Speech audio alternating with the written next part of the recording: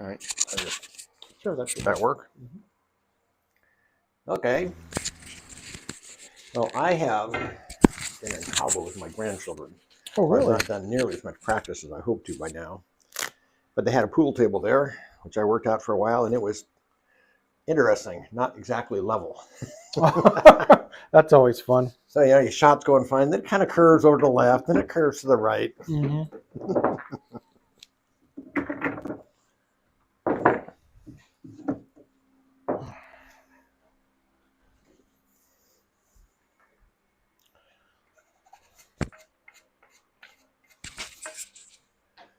I wonder what Mr. Trump's economic things are going to do to the cost of pool supplies, like cues and things. I don't think most of them are made in this country. Yeah. Yep. We'll see. All right, what are we working on today? Well, two things. Just to start off with, I think I'm signed up for an hour. I'm happy to stay for 2 if you have the time and no one's coming. And I'm happy to pay for it because I learned in volleyball when I was coaching that mindful repetition and somebody watching to see if you're doing it right. Mm-hmm. Because practice does not make perfect; it makes permanent. So work on aiming. I spent a lot of time. I think I finally got this system down, and sometimes it works. The biggest problem I have with it is when I have a long shot to do. Okay. I have trouble seeing it really well from a distance. Now this is a little bit shorter table, but on a 9-foot table, I'm this far away going, Sure. where am I supposed to hit it? So maybe that's something incurable because my vision's not perfect. That's something that you're just going to have to kind of practice and figure out what works for you. You know, I mean, you know the methodology. It's just, with the distance. That's the implementation. Right. So there's that. I'd like to work on break some more. At our first lesson, you basically said, aim is way more important than force, and I was getting pretty good breaks. And then I try to do this kind of, up part, and every now and again I would just miscue it, which means I'm not doing something quite right in the technique. I spent a lot of time working on my approach and trying to make sure that I'm really looking at the shot before I line up for it, as opposed to what I was doing before, which is waving stuff all over the place. What I usually do after I do drills for an hour or so is I'll play myself a couple of games of 8-ball. And one of the things that I don't know how to do very well is how to shoot over a ball. Okay. So that's a technique I need to learn from you. Okay. As far as the drills are going, my stop drill works pretty well. The follow drill works pretty well. My draw drill, I still am not doing that very well. And maybe it's just because I've got everything close to the side rail and should be trying it further out where I have more room to really, put myself down. What I would do is if you're having trouble with the drill, just practice doing draw shots. Don't worry about the progressive practice. Just practice doing draw shots until you get your technique down. And then once you get the technique down and you can draw really well, then do the progressive practice. The progressive practice is to kind of refine your touch, right? It's to because you're trying to do that draw shot from different spots. So ultimately what we want to do is we just want to make sure you can do the draw shot and you can do it consistently and you can do it well. And then we'll kind of go from there. Well, if I'm doing it, 1 diamond apart, I can do that great. I get to 2 diamonds, it's not as great. And at 3 diamonds, I can't make it work at all. Okay. Okay, then we'll work on that a little bit. Okay. What do you want to start with? Oh, what do you suggest? They're all kind of different things. They don't really lead into each other. So anything is fine. Let's work on the draw. All right. Okay. All right. So what we'll do is we'll just set up a draw shot here.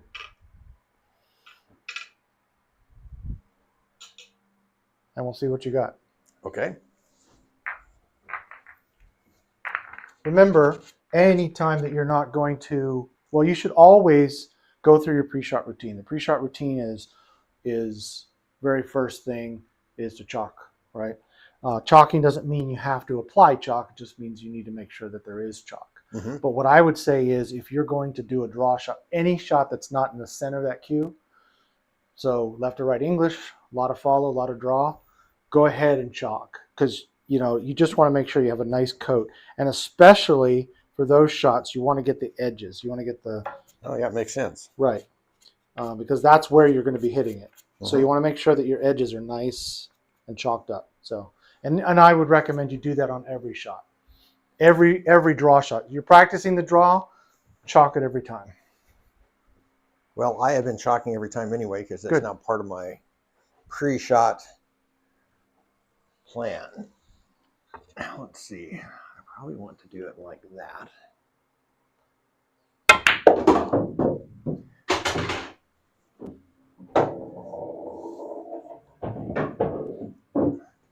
Okay. Let's give you a couple dots to work with. So you shoot from the same spot each time. Actually, I think I'll grab a couple new ones. Yeah, they are hard to recycle. Yeah. All right, so let's start with you here. Baseball fan, are you? Yes, we both are. Aurora's a huge A's fan, and I'm a Giants fan. Well, interestingly enough, my youngest daughter went to school with and played volleyball with Joe DiMaggio's great-granddaughter. Oh, really? And Joe didn't like his daughter, so he left everything to the granddaughter, who's her mother. We used to see him at school sometimes. Wow. He's a big guy, even in his 80s. But my friend Jim, who was the husband of that girl, had boxes and boxes of autographed baseballs and all kinds of stuff that he made for them. Wow. Anyway, a really nice man. One time I talked to him.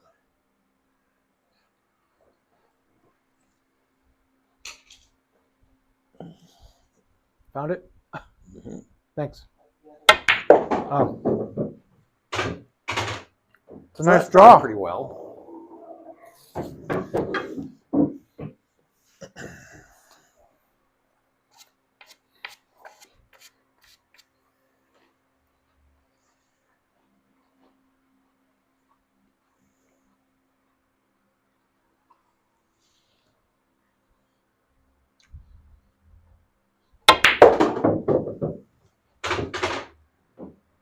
Now, the fact that it's coming a little to the right probably means that I'm not hitting it absolutely squarely. Well, yeah, if you're, I mean, we're not dead straight at the center of the pocket. Well, I guess we are. Remember, the center of the pocket is here, right? A lot of times you see this big dark hole here and you're not really looking between the points. This is the center of the pocket right here, not over here. So what you're probably doing is subconsciously trying to fire this into the center of your perceived pocket, which is coming this way, which means the cue ball will come off this way. Well, that is surely what it's doing.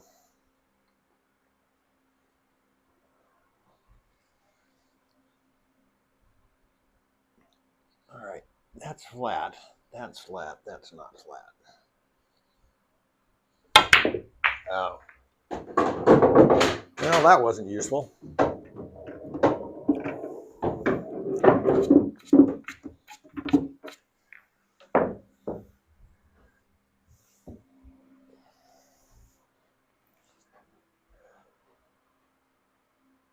That's the center.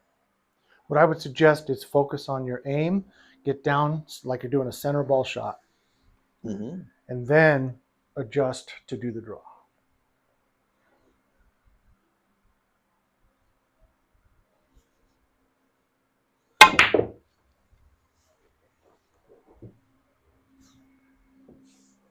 All right, let's focus on the delivery of the stroke. I want you to just do a stop shot. Don't do a draw shot. Just it's a stop shot. Focus on a smooth delivery, not a jerky one. Just accelerate, right? Accelerate in a nice smooth motion. Okay. And just focus on a nice straight stroke. Beautiful. So the draw shot is exactly the same shot, just hitting it lower. You don't need to jerk it. You don't need to. What a lot of people subconsciously kind of think is that in order to impart a lot of spin, you kind of have to do this, right? And you don't. You'll notice. Watch the spin on this ball, the backspin on this.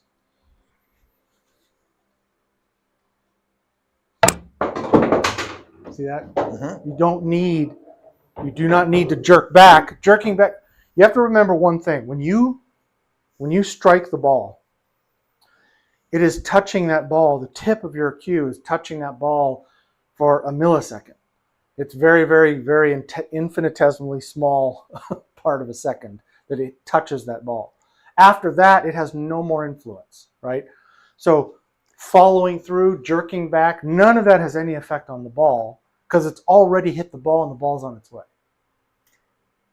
I would guess if you jerk back, though, you're going to have a tendency to wiggle the cue as you're going forward. Exactly. So when you jerk back, you're tensing a lot of muscles in your arm, and some of them are not ones that do the delivery or the return. Some of them are the ones that will move your arm to the side. So when you jerk, when you kind of tense everything up, you kind of have a tendency to not keep that stick straight. If you ever watch some of the pros and just watch their stroke. When they stroke, even on a hard shot,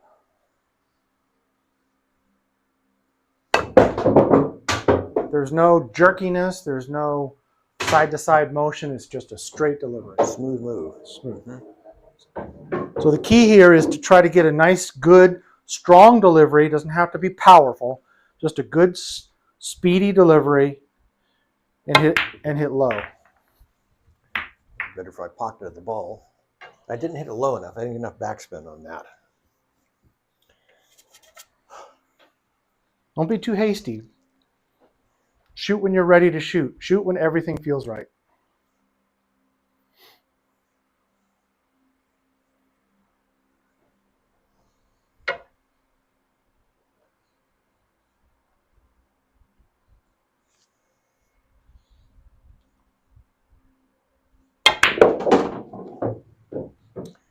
Now, did I jerk back on that?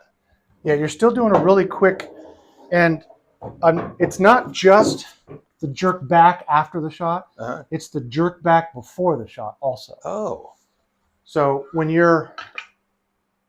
order to get a nice straight delivery,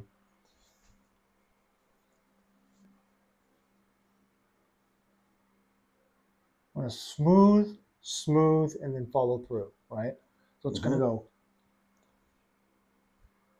like that, right? Maybe a little faster, but it's not going to be jerky. It's going to be smooth back, smooth forward. Like you're playing pinball, right? You don't yank the plunger back. You pull it back and you let go. Release. Yep. Help yourself to some apple here. We got some cut up.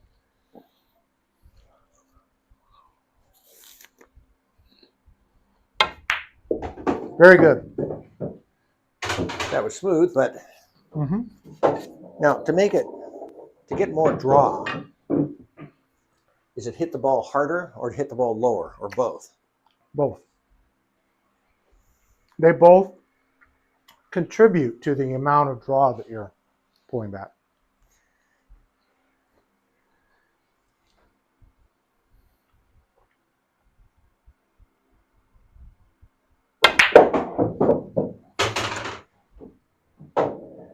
So my first two or three drew better, but they were jerky, which makes them unreliable. You kind of have to, when you go to fix something, a lot of times Yeah, you go regress a before little you go bit, forwards. Yeah. but that's okay.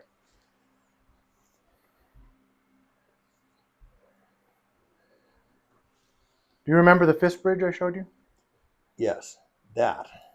And then So what you can do, what you want to do is go ahead and give me your bridge. Okay. These two you want touching. They can be touching fingertips, or you can curl this around and kind of overlap. So when you're doing this, you can do that. Okay. Or you can curl it around. But with a fist bridge, your thumb has to be down. So you can do it like this. Got it. Or you can do it like this, but your thumb has to be on the table. I always stick, you can do it like a full fist like this. That's fine. I like to stick my pinky out because it just feels more like a real bridge, right? Gives you a little more And balance. it gives you a little bit more, a little more steadiness. But the thumb on the table. There you go. Yeah, that's what I was not doing. I'm trying to remember exactly how that worked. The key is the thumb on the table. Hold up.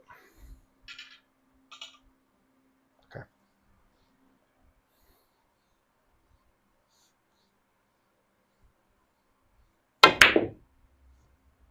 You're raising your thumb up just a little bit. Raising my thumb up. Yep. You when you're shooting, you're kind of doing this.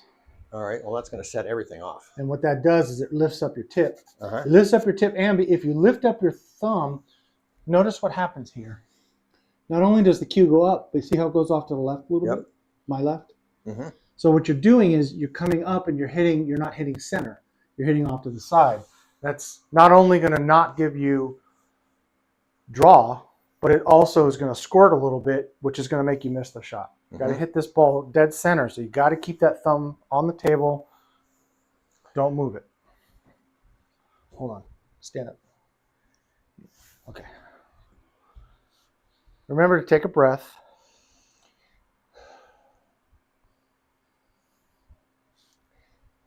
You don't want to be too far away. If you're too far away, what's the right far away? hold on a second. Go ahead and get down. Mm-hmm. All right. So remember, touch. Touch. Yep. You don't want any air gaps in here. Okay. All right. So Index this is and thumb this touch, is good. thumbs on the ground. Thumbs on the table. When the thumb's on the table, and this is as far down as it can go, you're going to hit pretty low. So if you want to hit a little lower, you pull this back. Pull this back. Yeah. Yep. And then you can see that you're going to hit the ball a lot lower. Now keep your thumb on the table. You can see it's not going to come up, right? Mm-hmm. Hold on to it tight. There you go. See that? Mm-hmm. It has to hit in that spot. So just deliver it.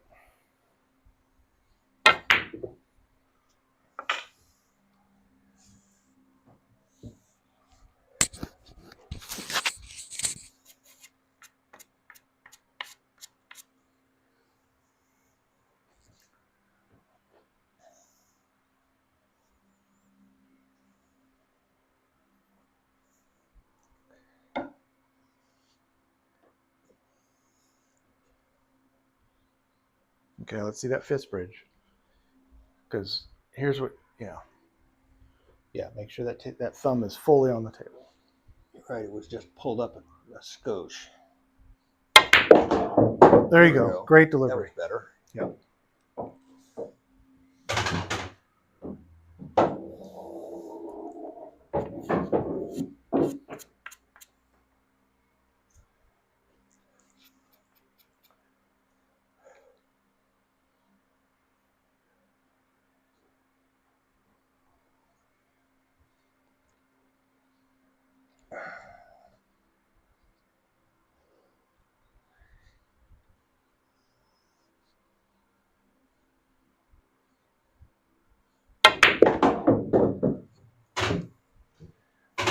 You look a little bit uncomfortable with that bridge. How do you feel about it? It feels a little awkward to me yet. Okay. Go ahead and get down and do the... Okay. Let's get that pinky out. Now, let's also remember that the fist bridge, your whole fist is actually supposed to be on the table. Mm-hmm. Okay. So you don't really want to be like this, and you don't want to be straight. You want to kind of bend it a little bit, right? There you go. Keep it on the table, Mm-hmm. and that should feel nice and comfortable, and that should be just go straight through. Okay.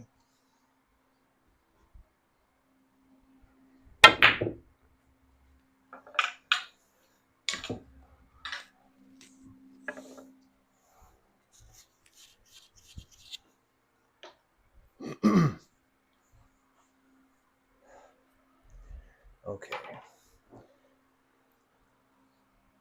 Now it's that way. And here's the other thing. You can actually bend your elbow. And when you bend your elbow, you're shortening the distance here, right? Mm-hmm. The more you bend, Mm-hmm. which means you're getting your face closer to the shot. Hmm. Just adjust accordingly. Now there's So- an idea. Instead of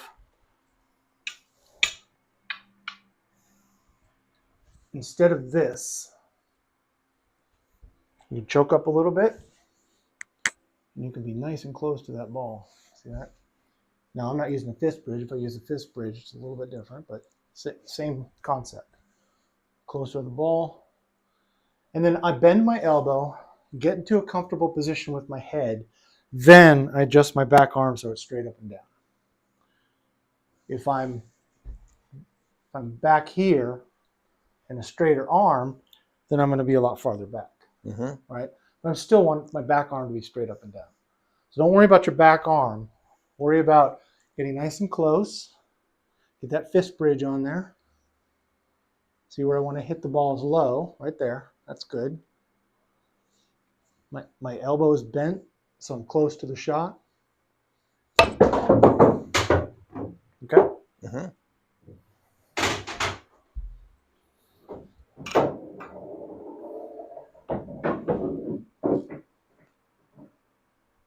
Which of course means step a little closer too to be comfortable.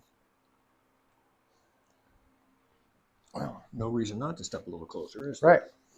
Just make sure your whole body feels comfortable. If it doesn't, adjust things. That's interesting, being this much closer to the ball. That would be cued a little too low, I suppose. Most likely you weren't chalked right. Really? Yeah. If you hit the table and the ball at the same time, then it will jump. Mm-hmm. The only other time it will actually do that if you're not touching the table is if you miscue and it drives it down, hitting the table and scooping the ball. The only reason it pops up is because basically the cue has to hit that while it's on the table and pop it up, right? If it's not on the table, it's just going to deflect down after it hits the ball, and the ball's not going to jump. The ball has no way to jump.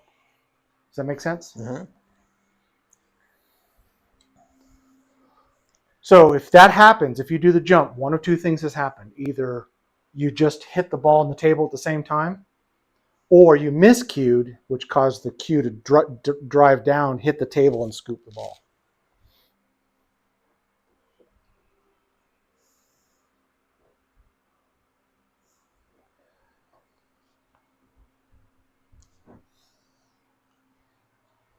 Let's see, thumb on the table, wrist turned a little bit.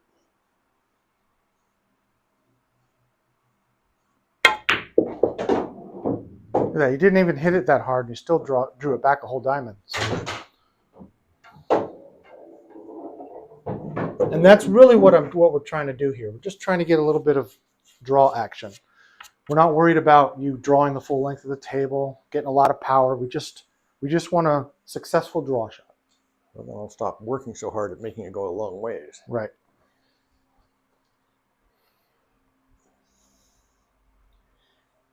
Now, let's see. Just wondering, do I want my arm on the table, which is stable, or up in the air, which is slightly less stable? Whatever It works depends on for where you. you are. Your hand, I mean, the hand is stable. That's good. If your feet are in a position that keeps you stable, so basically you're a tripod, right? Mm-hmm. We talk about tripods a lot. One of them is your hand itself. So whenever you're doing a bridge, you want a tripod. Heel, pinky, finger, right? So I've got at least 3. So I got a tripod there, Mm-hmm. right? The other tripod is your hand and your 2 feet. However, go ahead and get down on the ball like you're going to shoot just a regular shot. Don't shoot it, just get in a comfortable position. And keep your elbow off the table. Okay. All right. Now, without moving any other part of your body, lift your hand off the table. Okay. Do you feel like you have a lot of weight on your left leg? Yep. Yeah. You had to adjust and make that your center of gravity, right? Okay. Now watch this.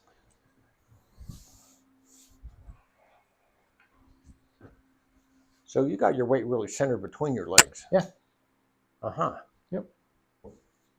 I can lift this up. Nothing happens. No problem. And I'm not, if I'm back here like this and I've got some weight on my hand, right? And I'm holding myself up, then when I lift up, I have to shift, and then suddenly my left leg is doing more work. I can still do it, but now my left leg is doing the work. Mm-hmm. And if you're like some people and you're way back like this, then you can't do it. You're actually using your left hand or your bridge hand as a major support. as a opposed support. to- You should not do that. Mm-hmm. Okay. It's a little bit harder on a shot like this where you're having to lean over the table. But even with this,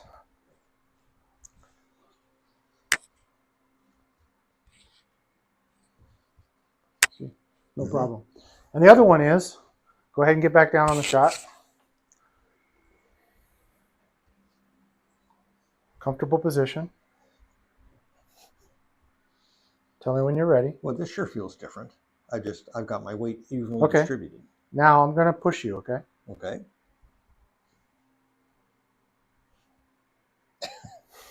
Does that mean this leg should be more to that side? So now, come over here. Mm-hmm. Push me. Yeah, it doesn't work because you are in a much wider, Yes, even I'm in a stance. wider stance. And I'm a little turned this way. If you're turned like this, then Yeah, you're not stable. the less that your body has to, now we know how to stand up, right? And we don't think about it, but our brains do the work to make sure. So when somebody comes up and pushes us, we step back. It's all automatic, but our bodies are working to keep ourselves balanced. Same thing when you're down on your shot at the table. The less that your brain has to work on all of that, the more relaxed you'll be, the longer you can play, and even from shot to shot, you're going to be a lot more comfortable and be able to focus more on the shot itself without your brain splitting its work and be doing all the other distracted by stuff. balancing me. Right. Huh. All right. So then, if I make my approach, I guess I want my legs more like that because that's much more stable. Now try bending a little bit at the knees, maybe even spreading your legs a little bit farther apart. And now you can kind of bend over and get your head down closer to your cue. Mm-hmm.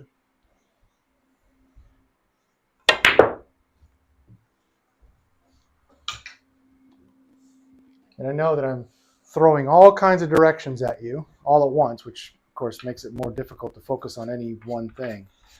But Well, I always try to remember on these shots, smooth delivery.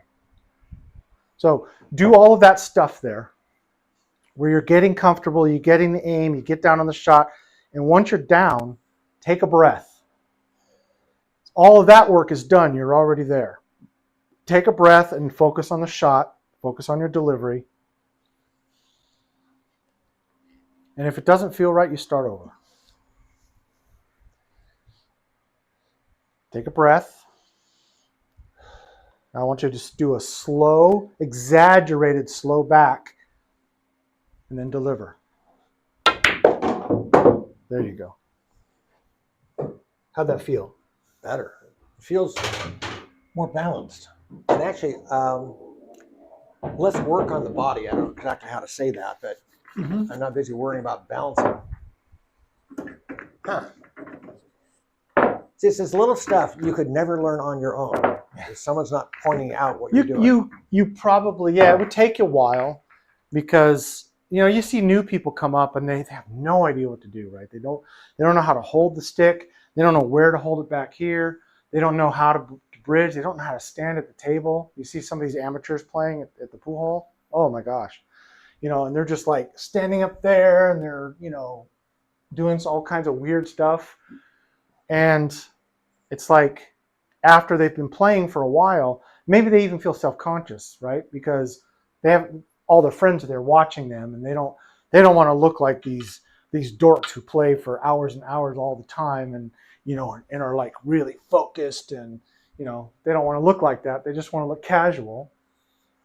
But when we're playing, we just want to make the ball.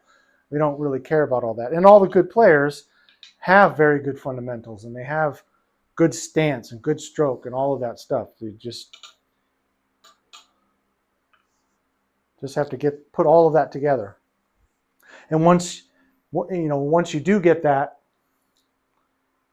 stance and you feel comfortable and you can do that subconsciously, then you don't have to worry about that anymore. And you can just run around the table, just start running balls because you're focused only on the shots.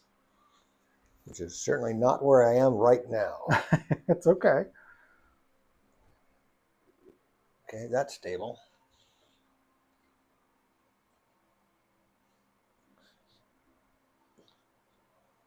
That's stable. Okay. Hold on. Don't shoot it.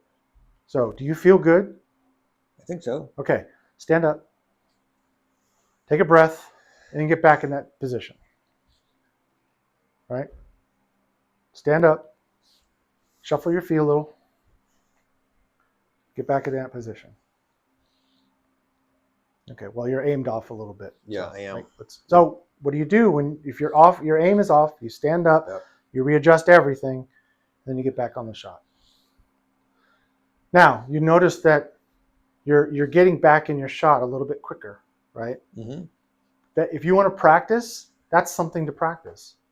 Practice getting into a comfortable stance for your shot. Which Which can do at means home, getting you don't need all a the way pool. back and then approaching. And then get all the way back and then approach.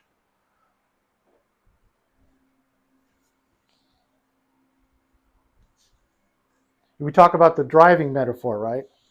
How many times, it takes you to go back and forth to get in that perfect parking spot. After you're really good at it after a while, you just go up, pull back, and boom, you're in, right? That's all we're doing here is we're just practicing and figuring out how to get into that stance that we need to until it becomes self-conscious. I'm looking at this shot right here going, okay, I need this to come down here. I know what I need to do. I need some right-hand spin. I'm chalking my stick. I'm not thinking about, okay, I need to stand like this. I need to use this bridge.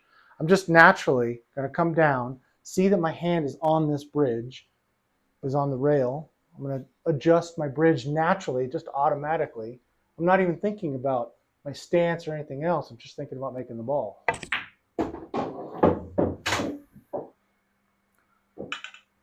That's our goal. Mm-hmm.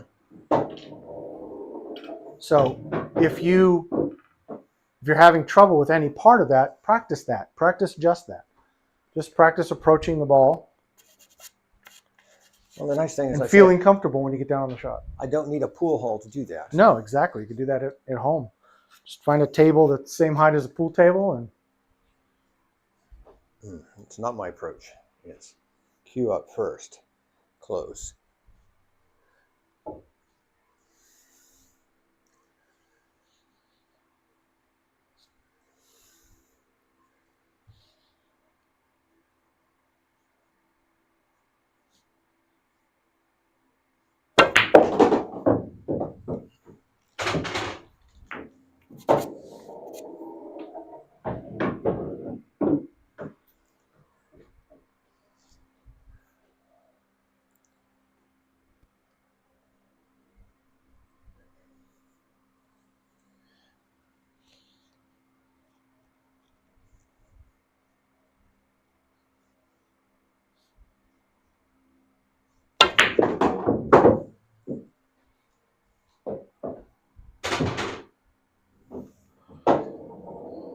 so I want this to be kind of a two-phased approach, okay? Okay. Obviously we want the pre-shot routine, we want the whole routine to all kind of smoothly flow into the shot. But there's two parts to this. One of them is well, maybe three parts. One of them is figure out what you want to do, right? Figure out that you want to shoot this shot and you want to draw it back to the middle of the table, let's say, okay? So you have your aim, you've got your aim line. Next phase is get in a comfortable position, get down on the shot and line it up, right? And get into the position that you're ready to shoot the ball. And I would argue that you almost always want to do that center ball, right? Mm-hmm. Center ball. Just get down on the shot, center ball. And then if you have to put English on it, adjust a little bit, right? Just takes a little bit of an adjustment, and now you can shoot your shot with the English or the draw or the follow, okay? But that's the second part, is getting down and feeling comfortable. Once you feel comfortable and you feel like your aim is right, then take a breath and then think about the delivery of the shot, right? Now you're worried about where you're going to hit the ball because you need to draw it back, right? So you're going to hit it low. So focus then on your delivery of the shot. Nice slow drawback, delivery, and the speed and the distance below center are both going to determine how much draw you're going to get.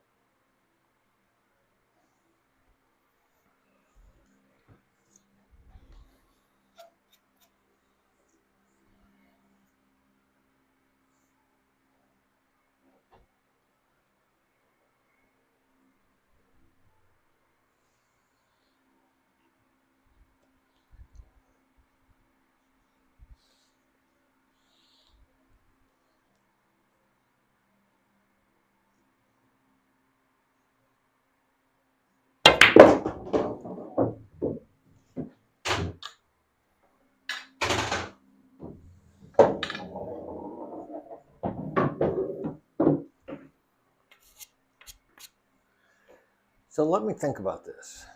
Didn't get a ton of draw on it, which either means I wasn't hitting it quite low enough or it didn't hit it quite hard enough. Well, think about that one where you drew it back about a diamond. Uh-huh. You didn't hit that one very hard. You hit it nice and low. You stayed down. You kept your thumb on the table with the fist bridge, right? Chances are, if you're not drawing the ball, more often than not, it's not hitting it low enough than it is the speed. Not hitting it hard enough. Okay. So let's focus on keeping that thumb on the table.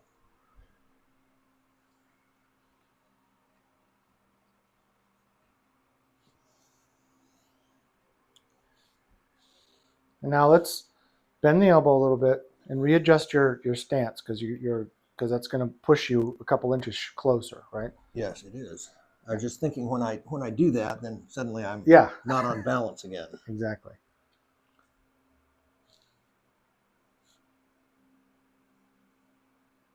There you go. And that was a good, smooth backstroke, which is what you want. I was thinking about that, as a matter of fact. And that stroke, that smooth backstroke, should be the same for every shot. If you're going to do a draw shot, you're going to do a follow shot, same thing. If you're going to do a soft shot,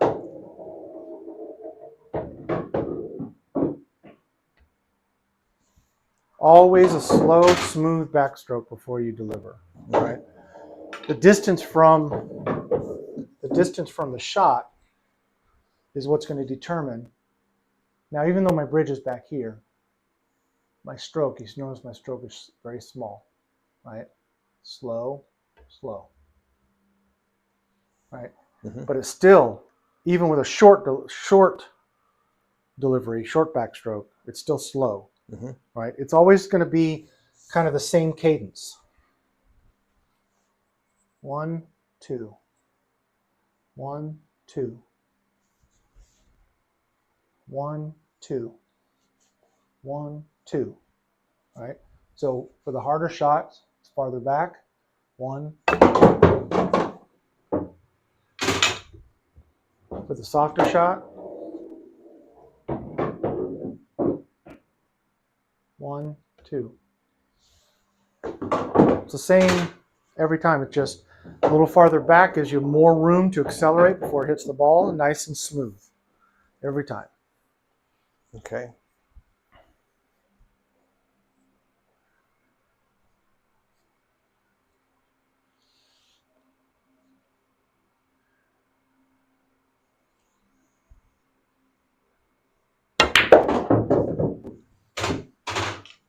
Probably not quite low enough yet. Am I pulling my thumb up, or is it just not? Well, I didn't see, so I'll look at that specifically.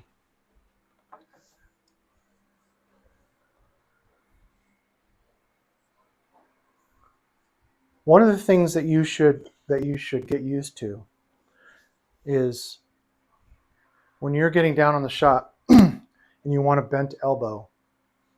One of the reasons why we do this repeated thing where we get down on the shot is that you're going to get used to your face being a certain distance from that ball, mm-hmm. right? It doesn't matter if it's a short shot into the side or a longer shot like this. Every time, my face is just the same distance from that ball. I'm used to that, right? So when I use my bridge at the normal length, which is about 8 to 10 inches away, my elbow is bent. If I need to use a longer bridge, I'm bridging over something, or I just have I have to reach, like say this is my ball, then my face is a lot farther away, my bridge is going to be a lot farther away, right? But from almost every shot, I'd say 90% of my shots, I just know when I'm the right distance. I don't need to put my hand down and figure all that out. I just know, I get down, my elbow is already bent, my hand is not straight, it's at an angle, right? If I'm doing a draw shot, do my fist.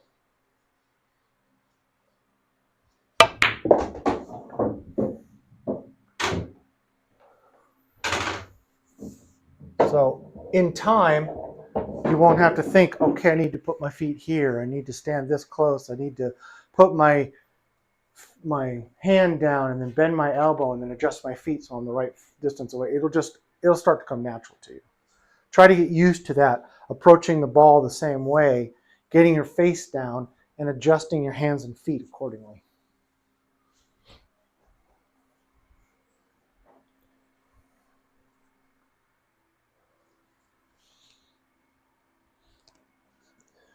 Yeah, let's see, elbow bend. If that happens, then do this. Stand up, come a little closer, get your face a little closer to the ball, and just let everything else adjust. Now, your back hand is kind of far back, so make sure that's straight up and down. There you go. Now, hold up. Let's look at your bridge. Your pointer finger is touching the table. Your knuckles need to be on the table along with your thumb. There you go. And you can just wrap this around just like that. You can wrap it, or if you like to do the fingertips, and then you kind of mash them together, kind of like this. So you either do this, or if they're together, you kind of have to angle them a little bit, right? That's why with a fist bridge, it can be a little more difficult to use your fingertip. Wrapping it like this also kind of forces you to turn your wrist a little bit. If you turn your wrist, your arm's coming this way, you have to bend your elbow. You can't do this. You don't want a bent wrist, right? You naturally don't want a bent wrist. So what happens is if you have a straight arm, your wrist wants to straighten up. And then it's not a comfortable bridge. You turn your hand, right? The reason we curl this under and do a fist bridge is so that it's out of the way of the cue, right? If we do a normal bridge, now I can't put my thumb on the table and bridge on my thumb. See that? Because this finger's in the way. So that's why we do the fist bridge. It gets it out of the way. I'm down on my thumb. I'm as low as I possibly can be. I can put these two fingers out if I want to because they're not in the way of the stick. Or I can do this, or I can do this. Whatever makes me feel more comfortable. But I'm at an angle, which allows the stick to go through the hole, right? If I'm this way, it's kind of hard to put it through, but this way, it's easy. So I'm at an angle, and because I'm at an angle, my arm comes out this way, my elbow needs to be at an angle, and therefore, puts me closer to the cue ball. All kind of follows naturally.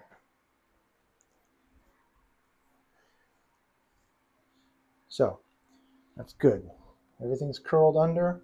Every part of your fist is on the table. So the knuckles that are going under, they are touching the table. Your thumb all the way through to your wrist touching the table. As long as all of that happens, you cannot raise this up if you don't raise your thumb up, right? And if you scoot your bridge back, then you're going to hit it even lower because you can't go any farther down, and this can't come up because you're holding it down. Do I want this sliding on the table? It doesn't matter. And there's nothing wrong with that. Now, I want to see a smooth backstroke and just a smooth forward. There you go. And you see that ball didn't go back too much, but it did go back.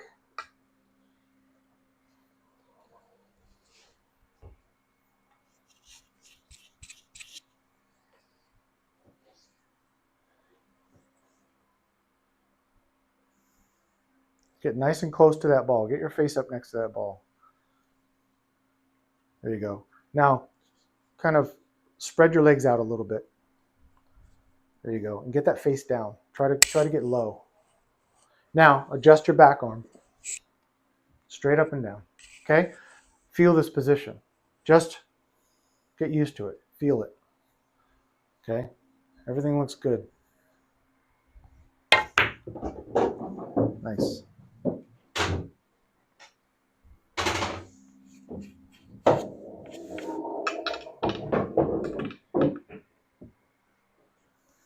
And you know what also you might try doing when you're doing your practice, if you're able to set it up, put your phone on a tripod and put it off to the side and just record yourself getting down on the shot, and you'll be able to see the things that I've been telling you, whether you're doing them or not.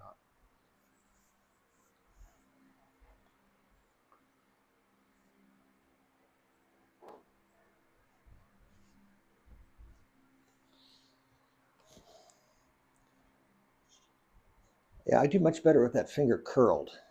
Yeah. Now make sure that those fingers are, yeah, all these fingers good on the table. Solidly on the table. Yep. There we go. That's what we've been looking for. Nice.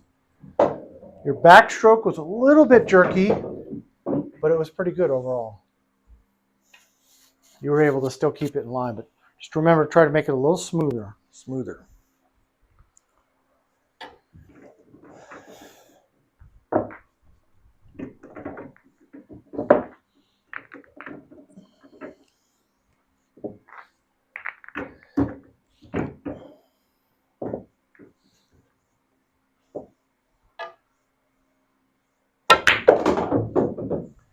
That was a smoother backstroke, I think. A little bit, yeah. You'll know it. When everything is perfect, you'll feel it. Ask yourself, how did that feel after every shot? And when it starts to feel just everything just is perfect, you get a nice perfect draw, straight back at your cue. Everything is nice and smooth. You'll know it.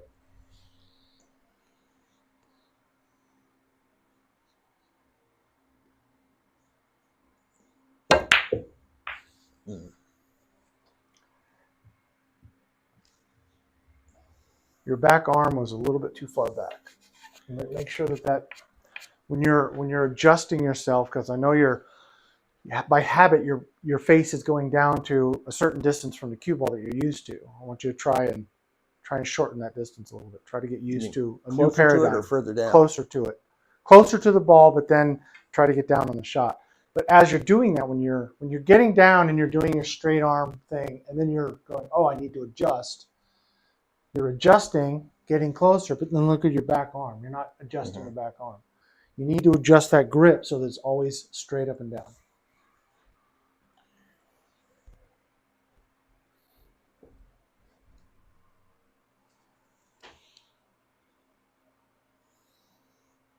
Knuckles on the table.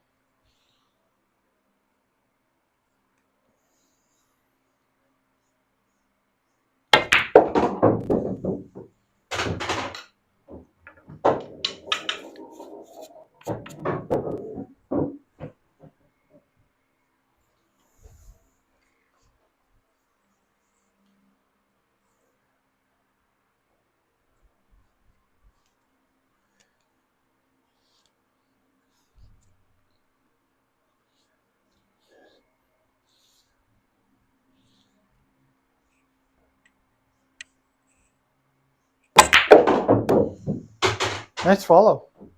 That wasn't the plan. You raised up. Now, you'll notice that not only did it go forward, but it also spun. Had a lot of spin on it. You know why? I hit it off center.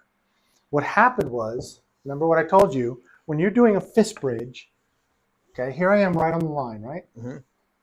When you do a fist bridge and you lift up your thumb, you not only lift up, but it goes off to the left. You see that? Mm-hmm.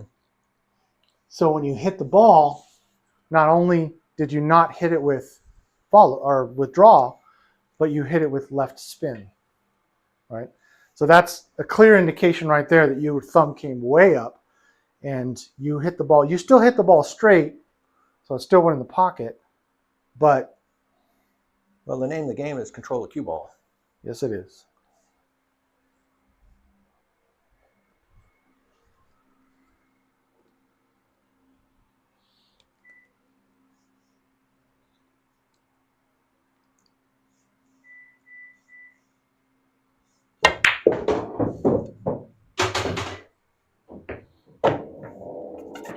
Well, nice stop shot. If only that were the drill. All right.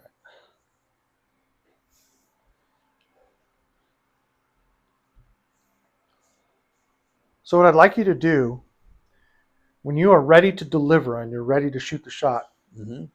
I do not want you looking at the 7-ball. Mm-hmm. Okay? I want you looking at the cue ball. I want you to look at where you're going to hit it. And I want you to focus, move up about, cut just an inch or two, your This? bridge. Yeah. Okay. So I want you to focus on where it's going to hit it, look at that spot, and then drive the cue tip right into that. There you go. Huh. You'll hear a lot of people give advice on what you should be looking at the end of your stroke, or when you're actually stroking the ball. Some people say, look at the target. Some people say, look at the cue ball. There's camps on both sides. My philosophy is do what works for you, but if you're trying to focus on a certain thing, let's say, for instance, you're fine with your ball placement, you're fine with where you're hitting the cue ball, but you're trying to aim at a specific spot on the ball to cut it into the corner, especially on a longer shot that you have a little trouble seeing. Then I would say maybe focus on the object ball, really. Get everything lined up so that you're ready to deliver and you think that it's going to go, and then just look at that spot and then just drive into it, right? But when you're focused here on trying to do a good draw shot, and it's important that you hit that ball low here, then focus on where you're striking this ball. Once your aim is good, and as long as you're doing a nice perpendicular swing so that there's no deviation and your aim's true, you don't even have to look at the shot. In Color of Money, when Tom Cruise looks away, it's not that hard to do, believe it or not. Once you're lined up, you can just shut your eyes, you can look away, and you can deliver the shot. And as long as everything, all of your fundamentals are there, and you give a good delivery, you're going to make the shot, right? So we're not worried about the ball here. We're not worried about what we're doing there. We've already figured out the aim. Now all we want to do is we want to make sure that we're hitting this ball exactly where we intend to hit it. So on a draw shot like this, I would say your focus should mainly be on the cue ball on your delivery. That certainly makes sense.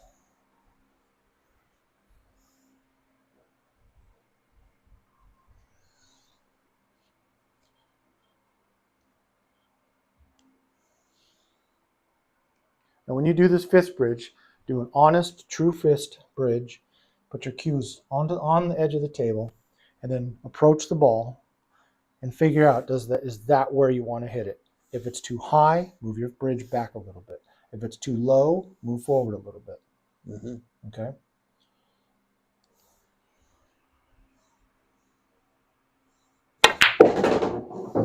Still spinning. Hit it off center. Yep. So this is just going to take some repetition. It's going to take practice. But I think you've got the building blocks. Well, I have the concepts. Yep. Then there's the issue of execution. And you don't have to, it doesn't have to be like this shot either. You can just line something up here. Just simple, you're not focused on making the ball. You're focused mainly on just shooting it straight and drawing back, right? And with a closer one like this, you can just focus on your fist bridge, hitting low. If you want to, for practice purposes, put the dot in the position that you want to actually hit the ball, and then just aim at that dot. And then just follow through on your shot.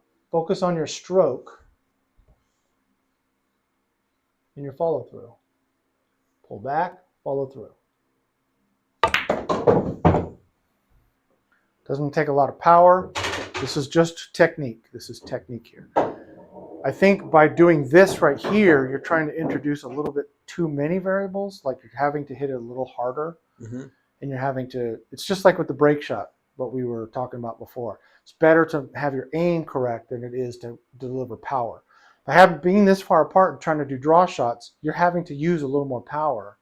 So it's going to take you longer to get to that sweet spot where you've got everything else working well. So my suggestion would be, let's change this up. Let's put this in the middle of the table, put this on the diamond, so you're one diamond away.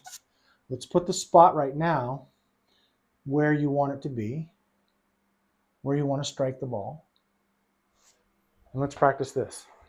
So go over there. Let's see your fist bridge. Get down on the ball to shoot. And then your last assessment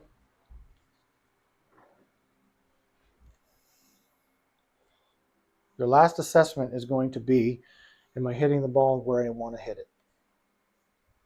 Looks like you are, but if not, you move your fist bridge forward or backwards. Mm-hmm. I think I just dropped chalk.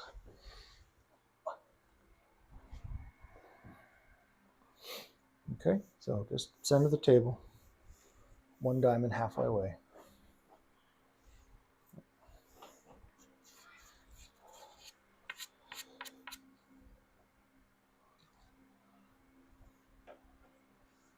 Put the spot where we want it. Now, what I want you to do is, I don't want you to put it much power in this at all. I want you to focus on a slow backswing and a slow delivery. Mm-hmm. Not super slow, but just a nice even delivery, okay? We're going for technique, we're not going for power.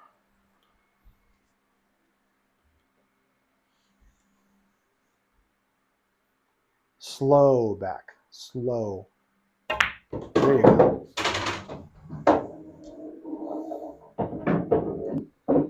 Almost like everything is in slow motion.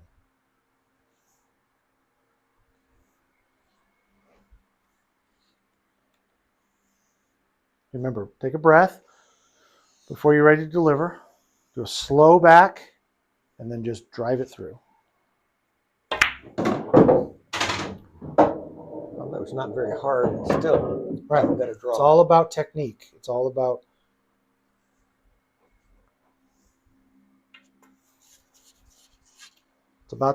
the delivery and hitting it low. That ball can go a long way spinning backwards before it hits the ball. So.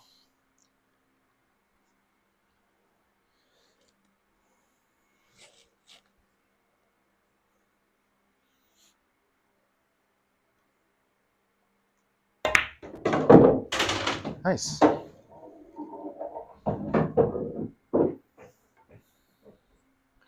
All right. No visual cues this time. But just figure out where you want to hit the ball. Focus on that spot. And deliver.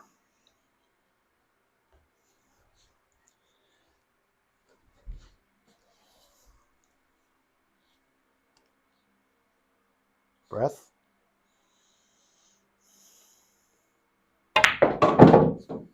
Not bad. There's a little bit of spin on that ball.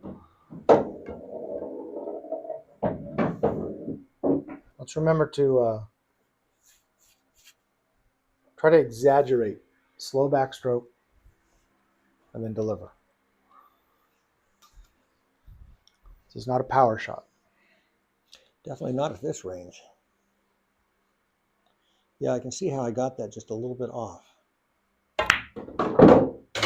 Nice.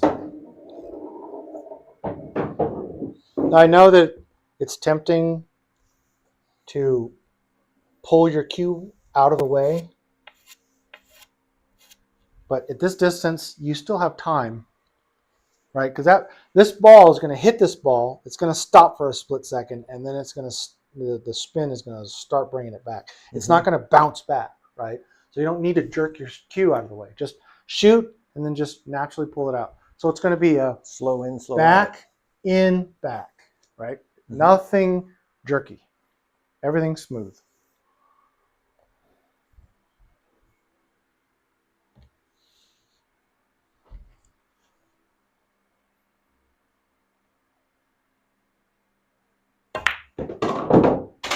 Not low enough. Thumb came up on that one. Thumb came up? Yep.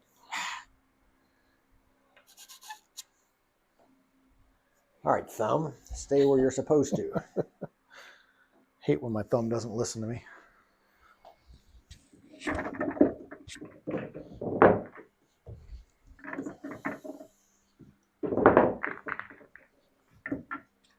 Maybe if I just put a little more weight on my hand, that would be a better way to keep that in place. Maybe a little bit of side spin on that for it to do that. All right, I got a fun drill for you. We're going to see how many of these you can do. Okay. I want you to try to draw this straight back and about to the same spot. Okay. Wherever the cue ball stops, I'm going to give you a straight shot into the pocket with the next ball. But I want to see how many of these you can hit. We're going to do them quickly. Okay? Don't do them quickly or do them We quickly? are going to do them quickly. All right. But I still want you to have a nice slow delivery. Okay? Just because we're going to be doing this quickly doesn't mean I want you to be jerky and fast. Okay? Mm-hmm. Okay. You need to draw it back.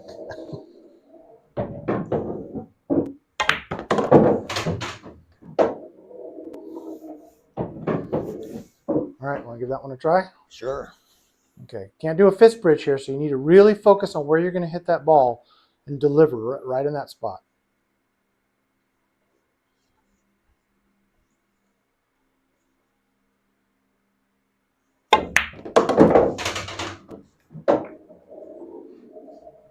Go ahead and chalk. We're not going so fast that you can't chalk. Oh, good. Okay.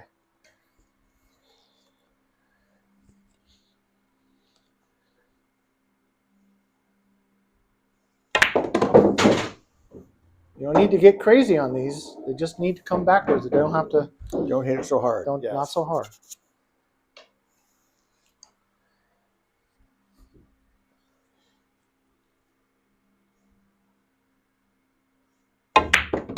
Nice. That was beautiful.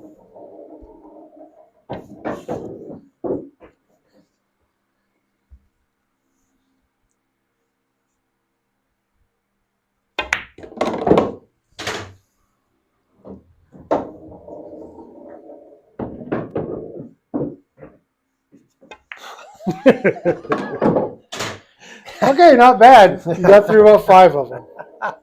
Except for the part where I cued right out of my bridge. All right, how do we feel about this? Better. Okay. I want you to try and do a few open bridge draw shots. Okay. Uh-huh. Just a couple of them. Let's see how you do. By open bridge, you mean Just use an like open this? bridge. Or No, open bridge.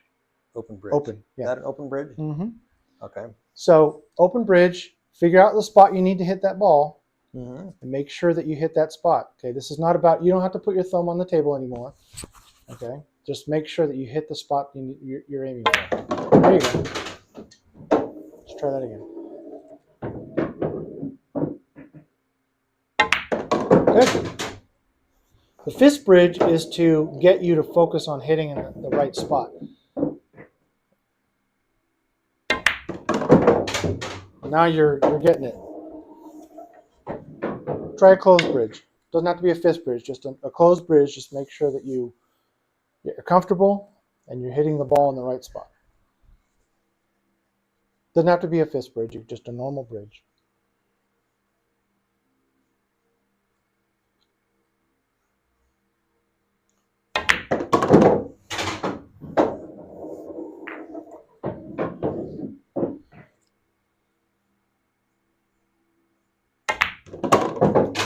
That was great. Do you feel what you did on that one? Your follow through on that? Yeah, it was straightforward and then slowly back. It was really good. It was a really good follow through on that one. Make sure you're aimed right. Just get up and get up.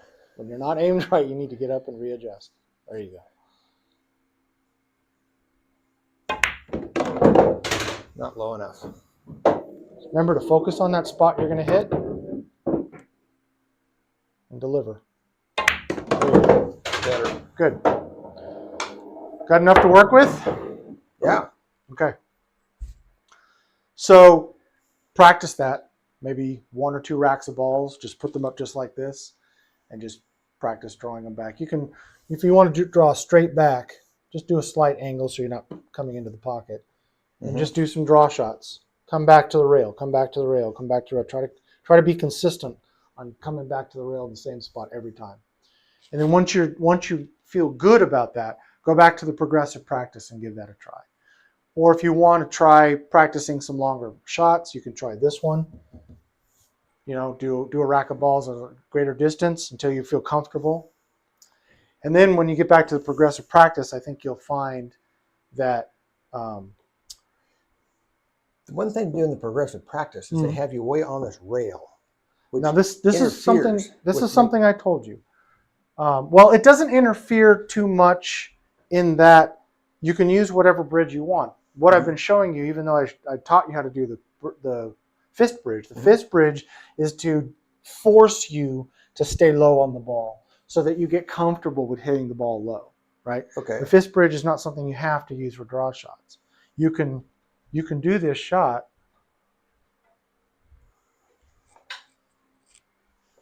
even if you're right on the rail,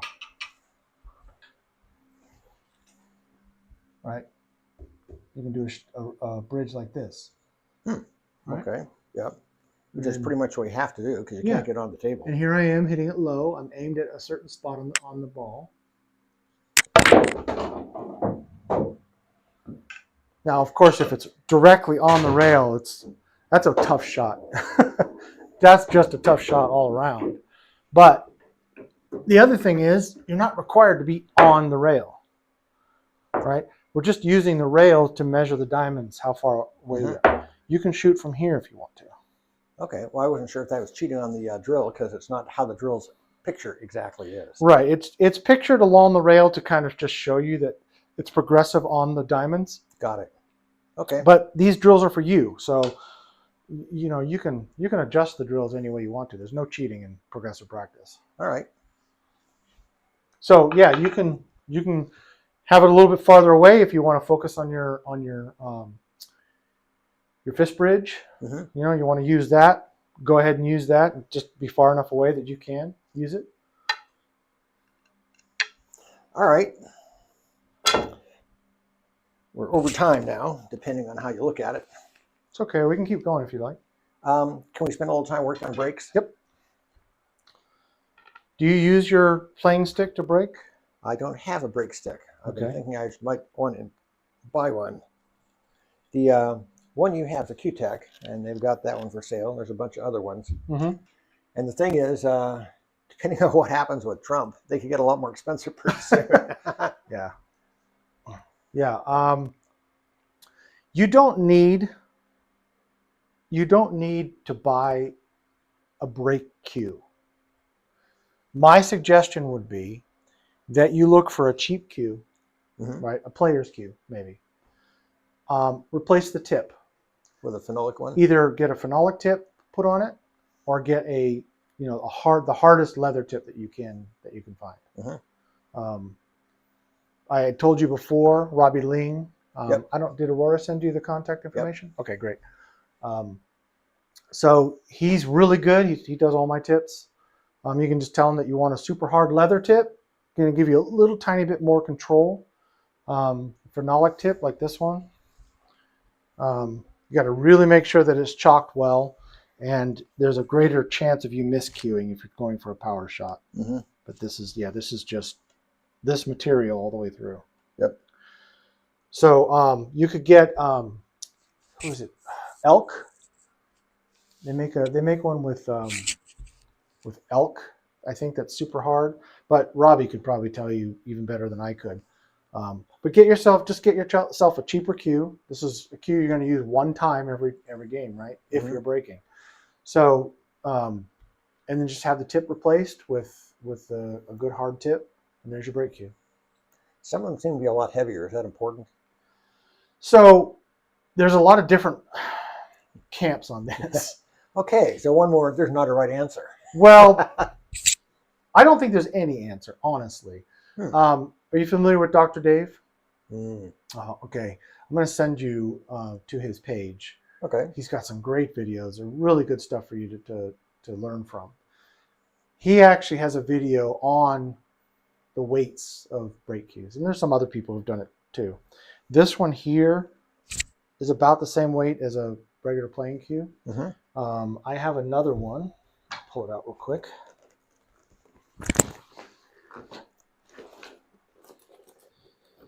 This is the one that I use more of.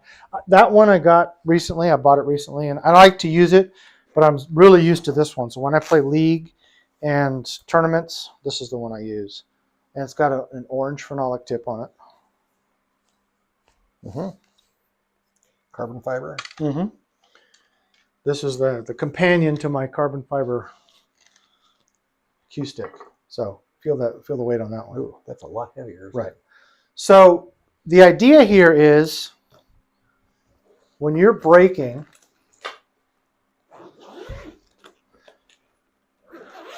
ultimately what you want is the most speed possible on the cue ball as it's hitting, but you also want to be accurate. Mm-hmm. So the idea is how fast can you get the cue ball moving, right? If you use a heavier cue, it's going to have a little bit more oomph behind it and make the cue ball go a little faster for the same speed of the cue, right? It's going to bounce off of it a little bit more, a little harder. However, a heavier cue is harder to accelerate, right? Makes sense. More mass. So it may take me a little longer to accelerate it. So by the time my tip hits this, maybe my tip is going 15 miles an hour, right? But with this one, a lighter one, it's going 17 miles an hour. But the lighter stick doesn't hit the ball. It doesn't come bouncing off that ball quite as much, right? So which one is going to give the most speed to the cue ball after it hits it? It's hard to say. It depends. And there's a lot of math to it. There's, what I have found is that with a heavier cue, I've been experimenting with that. With lighter cues, it doesn't matter too much. I think where it matters is when you're hitting it softer. If you're going for maximum power, right? And when I shoot, I go for maximum power when I'm braking. But if you're trying to work on your control and you're not doing maximum power, a heavier stick will impart a little bit more power to the ball. So the nice thing about brake cues with some of them is that this is removable. Yeah, change the weight. And there's weights inside there that you can replace. This weight's the nice thing about, and one of the reasons why I have this cue is it's the same. It's a Predator cue, and that's a Predator cue. So I have the same weight system I can use for both of them. So if you do want to be able to change the weights, then you want to look for a little bit more expensive cue, a brake cue that's going to have the weight system that you can replace. And I mean, Predator's brake cues, the BK Rushes, they're not too bad. I don't remember the exact price of these things, but I guess it really depends on how much you're willing to spend. But honestly, I think just to save this tip, so that you're not smashing this tip when you brake, get yourself a player's cue, get a hard tip put on it, and use that for a while. All right, that makes good sense. It's one of those things where, at my level, which I think of as rank beginner, buying a lot of really expensive equipment doesn't make that much sense. What you spend on your cues really doesn't have anything to do, has nothing to do with your skill level. Exactly. It has to do with how much you play, how much you want to play, and How much buying. you pay attention and how good your teacher is. It's not a question of is a more expensive cue going to make you play better. It's more like, I think the better cues are going to be a little bit more consistent, right? Carbon fiber is nice because you don't have to use a glove, and the glide on these things is very consistent, and they don't get dinged up. Really? Which is nice. Yeah. That is smoother, isn't it? Yeah. It doesn't take much to ding up. Now, the Q-Tech cues, the Avid ones, you don't have any nicks on this thing. And my guess is that you might have banged it on something every once in a while. But these have a coating on them that kind of resists denting, which is nice. But that's where you're going to spend more money, right? You're going to spend more money on cues they're a little bit nicer. They might have more or less deflection. Have you ever shot with a Predator carbon fiber, the Revo cue? Try it. Take a couple shots with it.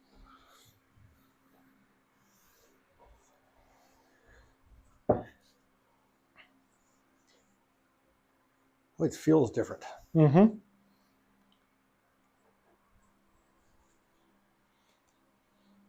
I go for a nice, smooth delivery. It's nice. And it even has it's a little bit less vibraty, I guess. The more expensive sticks, they're a lot. They have a little bit better feel, a little better touch. Let's see. I'm just gonna keep doing it like that because that really works for me here.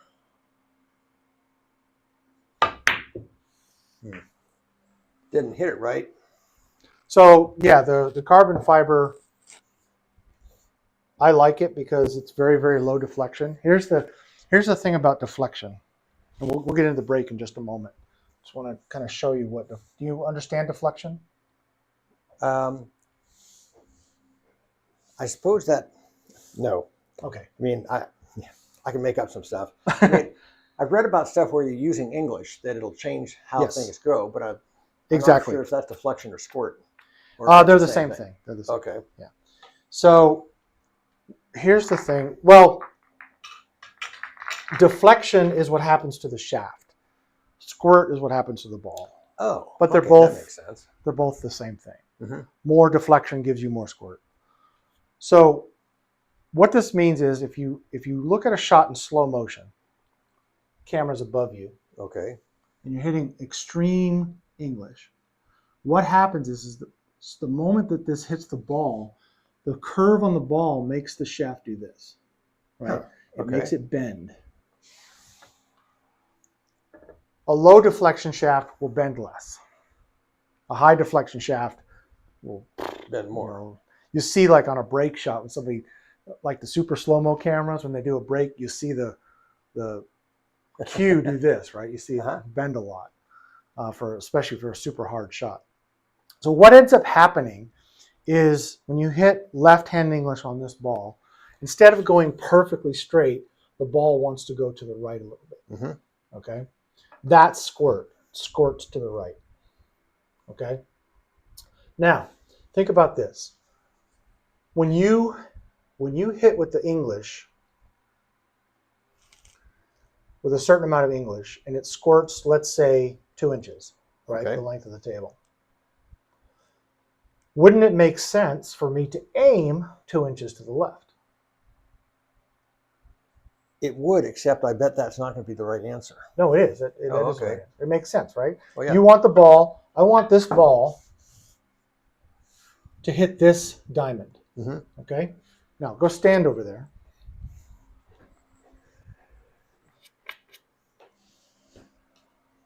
Now I'm going to hit straight. I'm going to aim straight at that diamond with left-hand English. And you saw that it hit right about there. Yep. I have a low deflection shaft, so this full length, it only went about probably less than an inch. Same thing with right-hand English. I'll show you on the right. Aim straight at the diamond. Mm-hmm. That goes off to here. Now, obviously, if that happens when I'm using extreme right-hand English, I want the aim to go here, right? Mm-hmm. But how do I know how much to compensate? I don't. Depends on how much English and how hard you hit it, how much English you hit. Well, the strength that you hit it. So there's another thing called swerve, which adds a lot of complication to it. But basically, what happens is no matter what, you're never hitting perfectly parallel. You're always coming down on the ball. Okay. Even this much right here is coming down on the ball. That makes the ball massé if you put English on it. That's swerve, right? The higher up you are, the more it curves. You've seen a massé shot before, right? I'm not sure what the word massé means. Massé is a high spin shot that makes the ball curve. So it'll do that curve even with the straightest possible shot that you can. It's very, very slight. So we're not really worried about that too much on a harder shot. Okay. So what we're concerned right now is just the squirt, which is coming off at an angle. Mm-hmm. So to compensate for that, I want to make my shot aim this way. Now, how do I do that? There's a trick, which is so cool. There is a point on the shaft where if I aim at the cue ball, now think about this. If I aim at the cue ball and just pivot my stick, what am I doing? My aim is no longer at the diamond. I'm now aimed to the left of the diamond. Right? Uh-huh. If I do right-hand English, I'm aimed to the right of the diamond. But hopefully the squirt is going to push it to the diamond, no matter where I go. Right? Now, if I'm this close and I pivot, look where I'm aimed. You can kind of eyeball. Get down over there. You can eyeball where I'm aimed. Right. That's way too far. Right. Right. And if I pivot to the right, I'm aimed way too far to the right. Right. It's not going to compensate. So I'm aimed here, and if I hit a hard shot, it might squirt to here. Right. I want it to squirt to there, right in the middle. Right. So what does that mean? I got to move my point back. Now when I do it, my left-hand English, see where it's aimed? It's about 2 inches to the left of the diamond. And if I do it this way, it's about 2 inches to the right of the diamond. That is still a little bit too far because we know that my deflection is only about this much. And deflection depends a lot on the cue and getting used to what your cue does. The deflection, here's the interesting thing. If I put one tip of left and it deflects, so one tip of left and it deflects 1/2 inch, then 2 tips of left is going to deflect 1 inch. It's proportional. So it doesn't matter if I do my pivot, if I find the point on this cue where the pivot and the deflection cancel each other out, it's going to hit it straight. And how do you figure out where that point is? You have to try a few shots with it. So Probably mine, I happen to know, dozen. is way back here. It's almost too far, but this is what happens. So get down and watch the shot. Let me put some chalk on because the farther away I am trying to put English on it, good chance of miscuing. So from this far away, I'm aimed right at the diamond. See that? Now I'm going to pivot to the left. Now where am I aimed? About 1 inch to the left, right? There. Okay, watch where the ball goes. Right in the middle of the diamond. Went right at the diamond. So all of that is not something that you have to worry about right now in your learning curve, right? That's kind of an advanced topic, but that demonstrates to you that different shafts have different deflections. A low deflection shaft for almost the full length of a 7-foot table is about 1 inch at the most, maybe 1/2 inch, right? And I had to come way back here to get it to do that because I don't, if I go too far up, then it's too much of compensation, right? So my pivot, I'd call that the pivot point. My pivot point is right about here, which is 3/4 of the way up. just on these, you'll notice if you slide your hand down, this is the same taper, right? And right about here, go ahead and do that. You can feel it. It starts to get bigger right there. So about 3 inches beyond that is my pivot point. It's kind of an uncomfortable place to shoot because of the difference in diameter. So I don't use that too much because it's a low deflection shaft. And you can tell how much deflection you have just by shooting this shot. So remember me telling you that when you put a lot of English, when I'm shooting straight, it's going to deflect the cue ball to the right or left just a little bit, right? So what I'm going to do is, this is almost 2 diamonds away. I'm just going to shoot this and try to shoot the 8 ball straight as I can. I'm going to aim the centers straight at each other. See that? But I'm going to shift over, parallel shift. So I'm still aimed right at the center of that 8 ball. See that?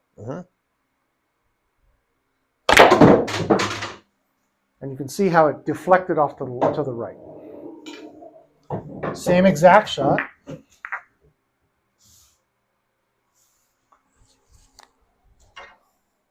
But this time I'm on the right-hand side, going straight at the 2 ball. That one compensated. it's hard to force myself to do it because I'm so used to compensating for it. All right, here we go. Aim straight at the ball, just parallel over. So my centers are lined up. And it goes off to the left. Not a lot. As hard as I hit it, they didn't go flying, right? Low deflection shaft. But what's great about something like this is that this allows me to do this. And then when I put my English on it, it doesn't deflect very much at all. Mm-hmm. Trying to find that exact, you notice that even though I so where's my spot?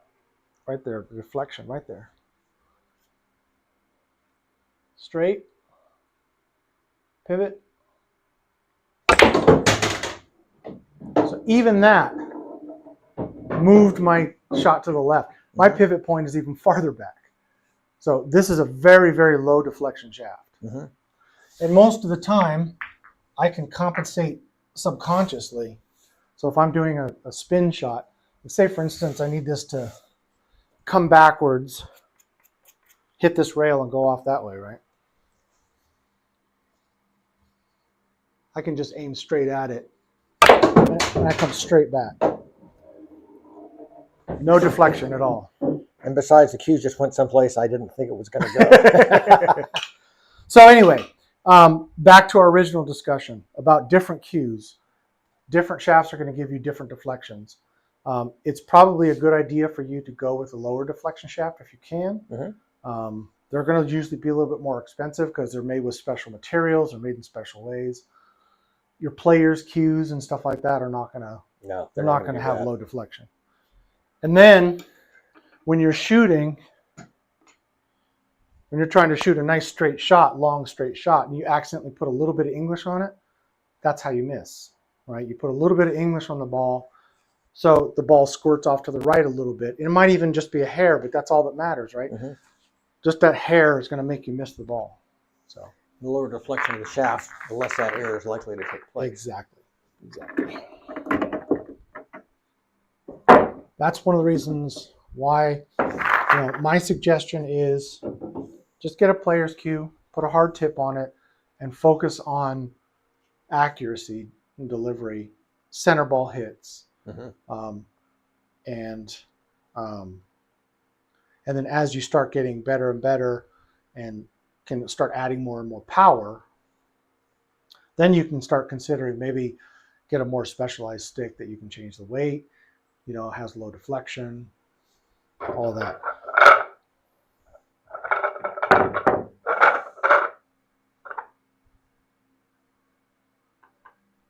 All right, now I can usually get a really tight rack. One of the most important things is for the rack to be as tight as possible. Having a template really helps. Have you ever used one of these or seen one of these? No. Let me show you how it works. So you can see right here, this is pretty tight, but the 5 and the 9, there's a little gap there, right? Mm-hmm. Tiny bit of a gap.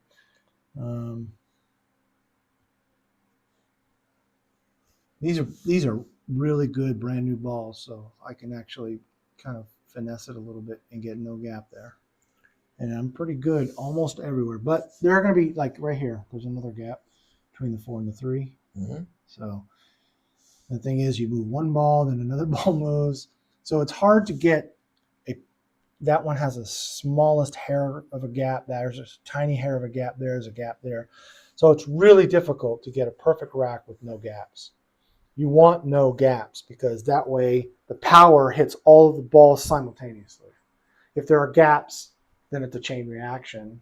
And by the time it gets to the last balls, you're not going to get a lot of power. That's why a lot of times you don't get a good spread if there are gaps, even the tiniest little gaps, right? Mm.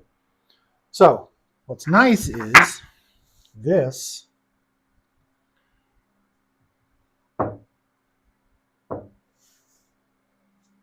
allows you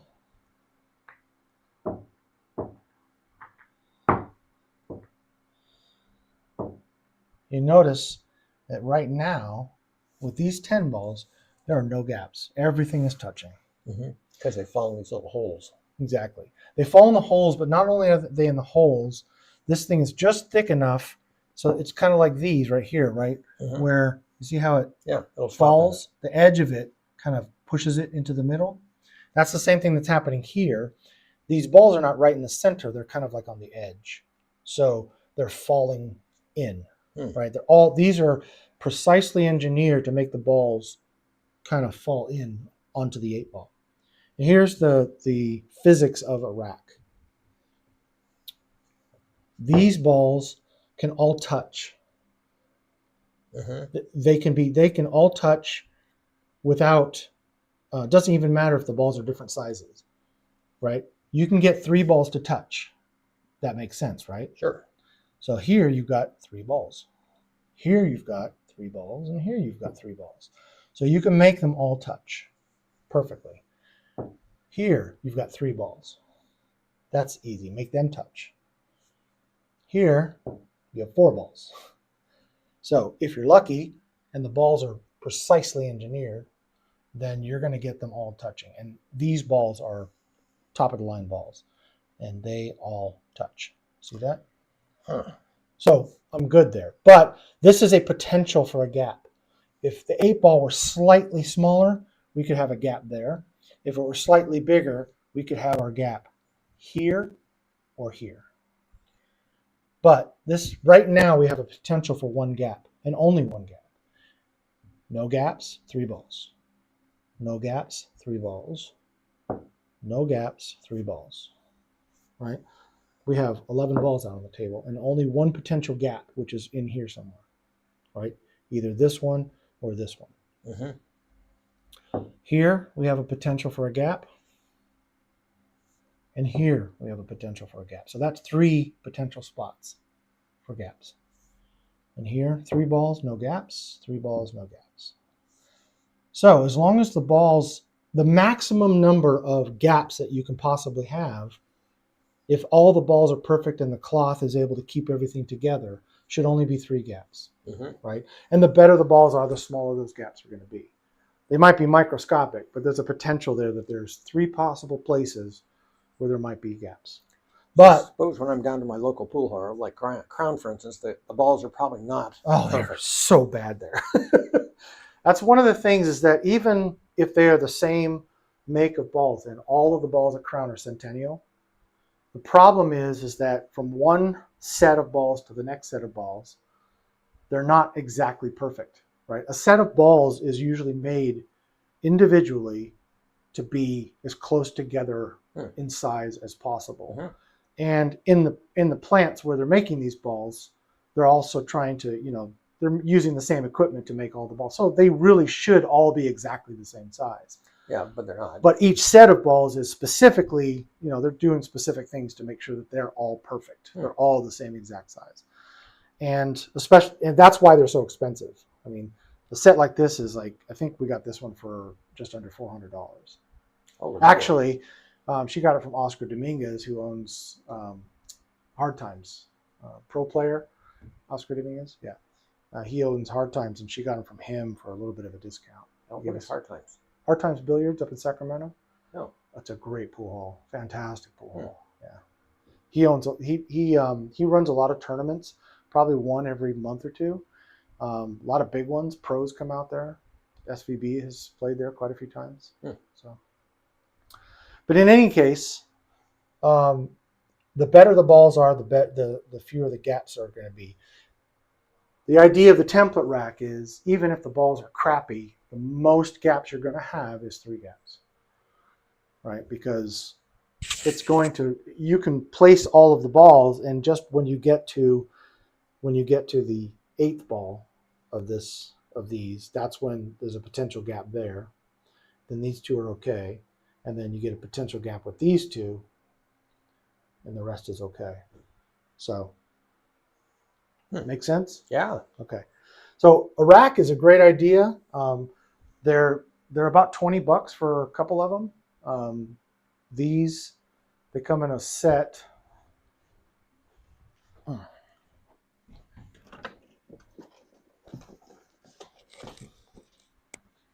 Town makes these racks. Hmm. So they make 9-ball racks. This is a 9-ball or 10-ball.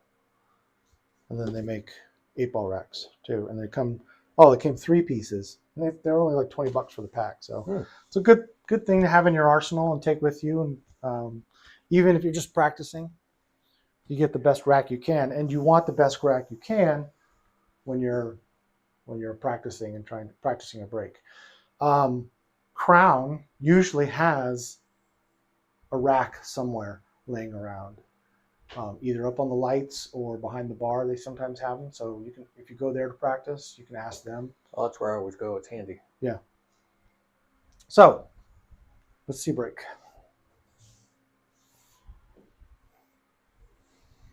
Do you want to use one of my break cues, or do you want to use your? Yeah, let's try the break cue. See what happens. Chalk thoroughly. Yes. It says in the And instructions. here you want to make sure mostly that the top surface is nicely chalked, because you're going for a center ball hit here. Right.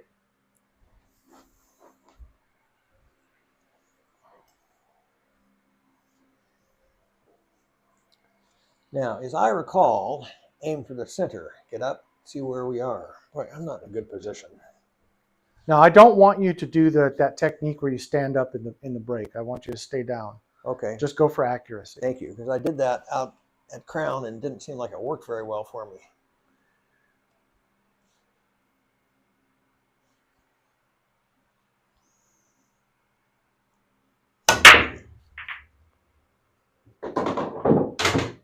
That's a better break than I usually get.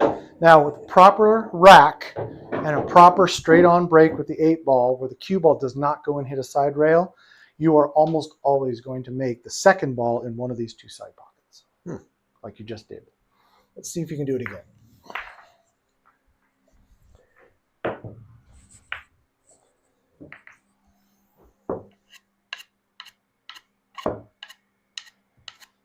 And you notice the 8-ball stayed in the rack? Uh-huh. The rack like this, where everything's nice and tight, and you hit it dead straight on, almost no power goes into this, because this ball here drives these 2 into these, right? Mm-hmm. Nothing gets driven into the 8-ball, at least not in that first instant. So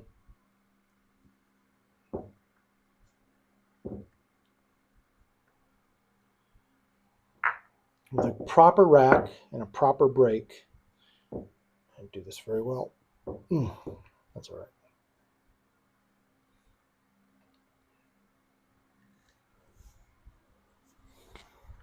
That 8-ball should stay in the center of the rack, and the wing ball, either the 1 or the 12, are going to go into a pocket. Do exactly the same break you just did.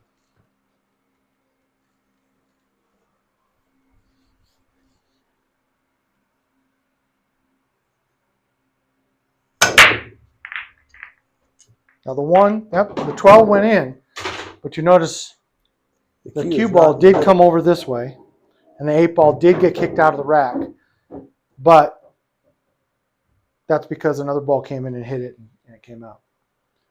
Still, a good break.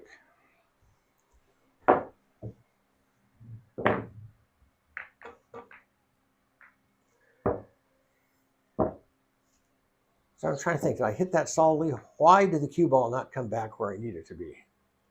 Because I want it in the center of the table. You do want it in the center of the table.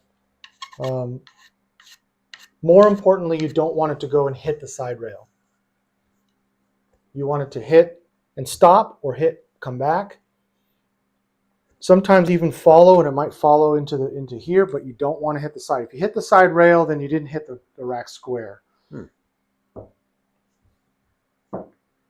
I'm going to show you actually how I always rack it.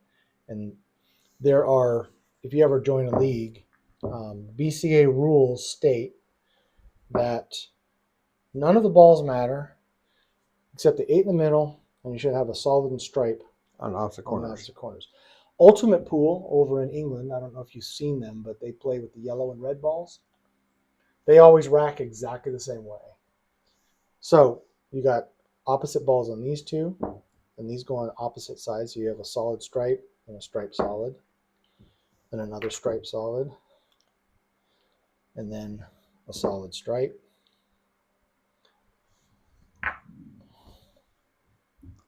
And if there's a solid in the front, the stripe goes in the back here. Oops. And then we match this solid, and we match this stripe. I do this the same way every time, and then you get your solid and your stripe. And if you've done it this way, this is how they're required to rack it in Ultimate Pool. You're not required in BCA, but I do it the same way every time. And you'll always get a check mark of the ball that's opposite the one in the front. So if you put a stripe here, then that should be. You still have the same pattern, solid and stripe. Doesn't matter, they could be reversed, but whatever. Right. Solid stripe, stripe solid, solid stripe, stripe. So there's a solid in the back. These still stay in position. Still But got now a check mark. the check mark is the solids. So, Hmm. but that's how I always rack it. Not required. 8-ball in the middle, solid and stripe on the corner. Everything else doesn't matter. Solid or stripe. A lot of people say you got to put the 1 in the front. No. In 9-ball you do. 8-ball it doesn't matter. I tend to put the 1 in the front, I guess, just because it seems like the right thing to do. Yeah, most people do that. Yeah.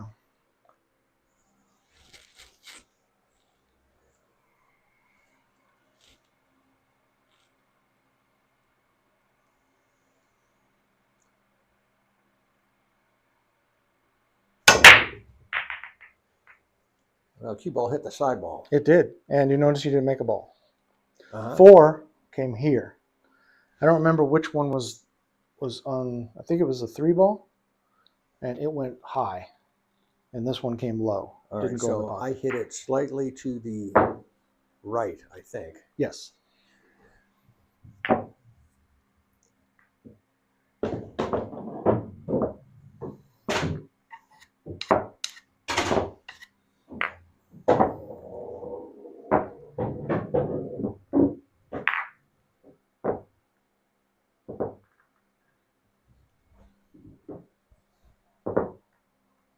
Okay.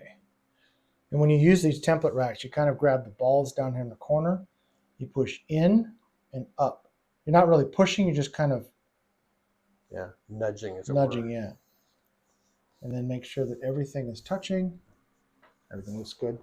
Make sure you hit this one dead straight. Let's try and stop it right on that 2-ball. Just pretend you're driving the cue ball into this diamond. Okay.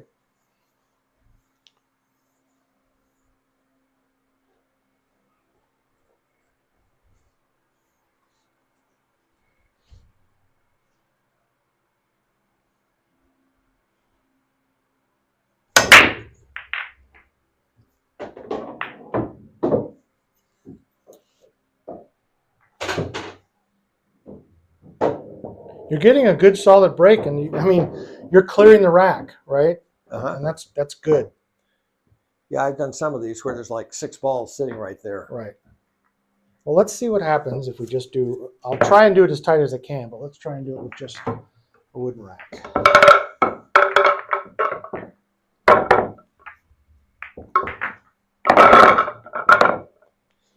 And you always break from the center. Actually, I break about 1 ball to the right or to your left. And why is that? I don't know. It feels like it works better for me. I can't really explain that.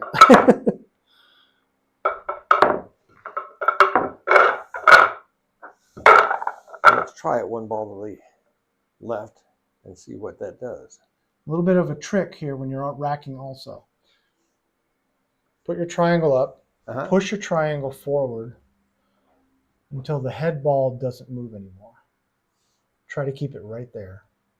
Then push everything else up and tight. Let it sit for a second so they kind of sit in their kind of make their own little divots. And then push forward and off, and you're going to get a pretty tight rack. There are some gaps, but if you start messing with it right now, Yeah, make it worse. make it worse. Sometimes you might try and push that one in a little bit, or you might see somebody brush this cue or this ball just to kind of pull it back a little bit. Yeah, like as not, there's a divot there in the pool table. Yeah, that's one of the reasons why you let that ball settle Uh-huh. and then you push Work around everything it. up to it. That makes That sense. way, it's already in its divot. It's not gonna keep rolling off. All right, give that a try. See what happens.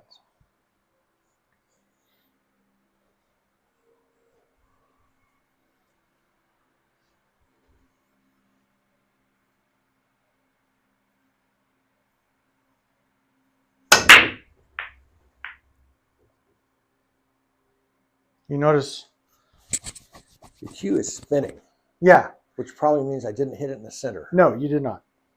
But you also notice that these balls did not scatter nearly as well. No, they didn't. Template rack is definitely the way to go.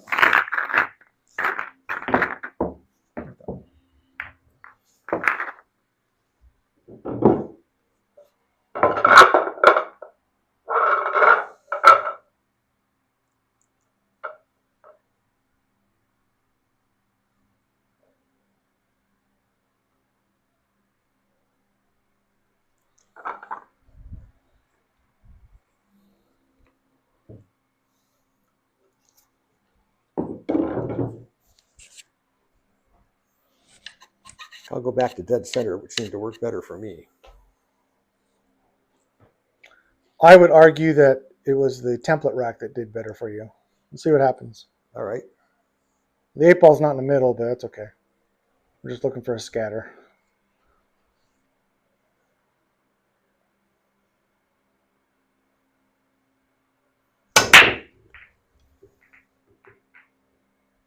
Yeah, it still didn't scatter that well.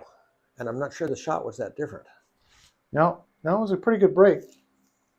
Let's try it with the rack. I think this is going to be a really good argument for you to possibly even get yourself a template. Well, for $20, I think I can manage that. I will. I'll send you a link where you can pick one up.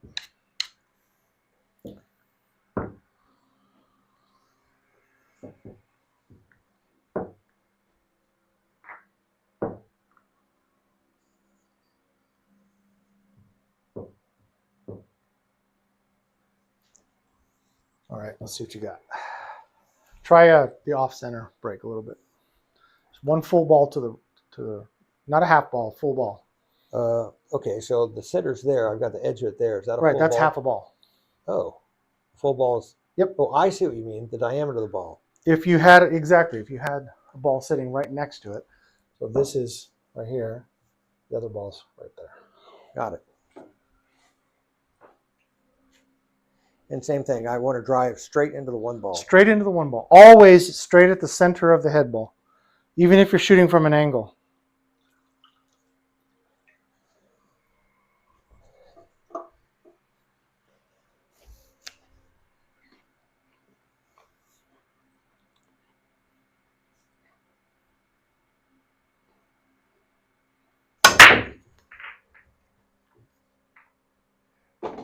Much better break. Huh. Yeah, might just be the Cleared the rack. rack. Yep.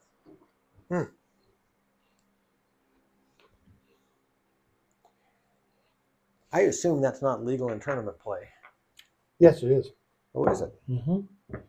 So the rule, there are very few tournaments where they say that both players have to agree to use it. Uh-huh. Oh, The sorry. the general rule in most tournaments now is that if you want to use it, you can, but you have to make it available to your opponent as well. So if I bring my own template, Yeah, we use it for the then field. I have Just to makes allow sense. him to use it.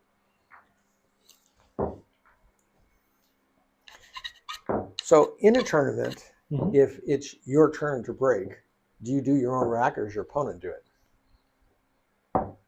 Usually you rack your own. That would make sense because you would give your opponent an opportunity to give you a loose rack. And well, theoretically, a sportsman would not do that. Some people are more interested in winning there and being good sports. Right. And there's a lot of ways to cheat the rack, especially in 9-ball. So imagine 9-ball is just these 9 balls, right? Uh-huh. If there's a gap here or a gap here, then the 9-ball has a really good chance of going into one of the corner pockets. Now, in 9-ball, do I understand correctly? You have to go 1, 2, 3, 4, 5, 6, 7, 8, 9. You have to hit the lowest ball first, Okay. and then anything goes after that. All right.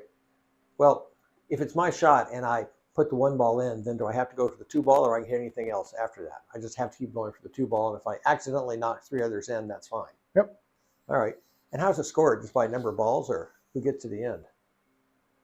Whoever makes the 9 ball is the winner. Oh, Of the okay. game. And you usually play, in tournaments, you play a race. So a race to 5, race to 7.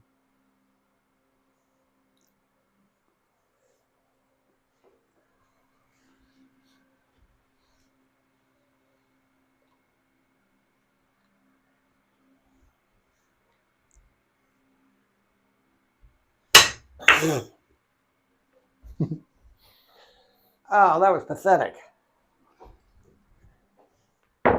What did I do to do that? I was aiming right where I wanted to go, looking at it. You hit high, which probably means you dropped your elbow.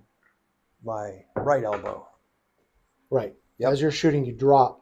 If you drop your elbow or drop your shoulder, the tip, the back of your cue is going down, so the tip Right, comes so the up. tip goes up. And it doesn't take much for you to make the tip go up just 1 inch, and that's going to make you miscue over the top of the ball like you did. Like I did. That was pathetic. It happens to the best of us. This is another case of look at the ball that look at the cue ball, look at the point on the cue ball that you're trying to hit, and just focus on that.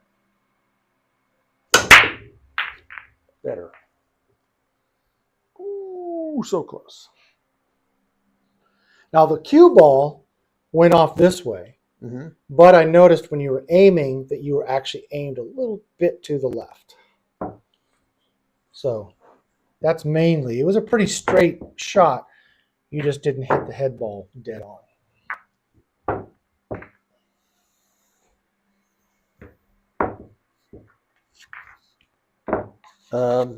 I may have damaged this tip. There's a little divot that I think showed up when I miscued. A little tiny thing there.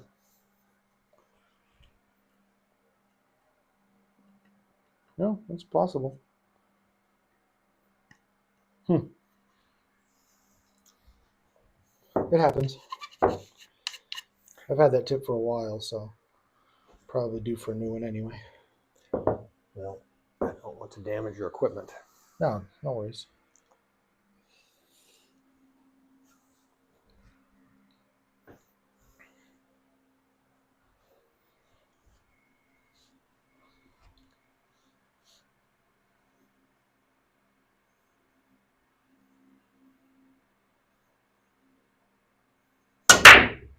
Nice. That was better. That was absolutely beautiful. Yeah, cue ball's right in the middle where it belongs. 8-ball didn't move. Yep. Yeah, I can see a run out happening on this table. Stripes looks really good. Only problem would be clearing that 8-ball out. At some point, we can talk about actual 8-ball strategy and how you want to play the game. But that was a good break. We'll save that for next time. Yeah. All right, fabulous. All right. Probably time to break. Just about. There was something else you had mentioned. I forget what that was. Oh, it was which is mine? It's this one. If I'm trying to make I want to hit this ball in, and this ball's here, or you want to shoot over the ball? Yeah, shoot over the ball. Right. All right. I can show you. I can show you some techniques here. Let me grab my cue.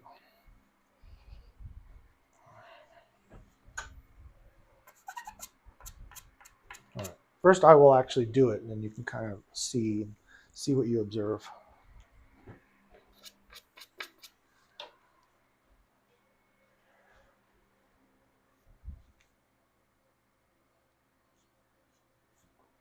So you're on your fingertips. I am.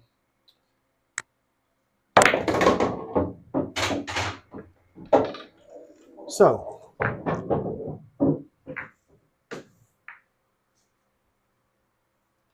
here are the keys. First is ultimately you need to be able to hit the ball over the other ball. You see how my cue is aimed, right?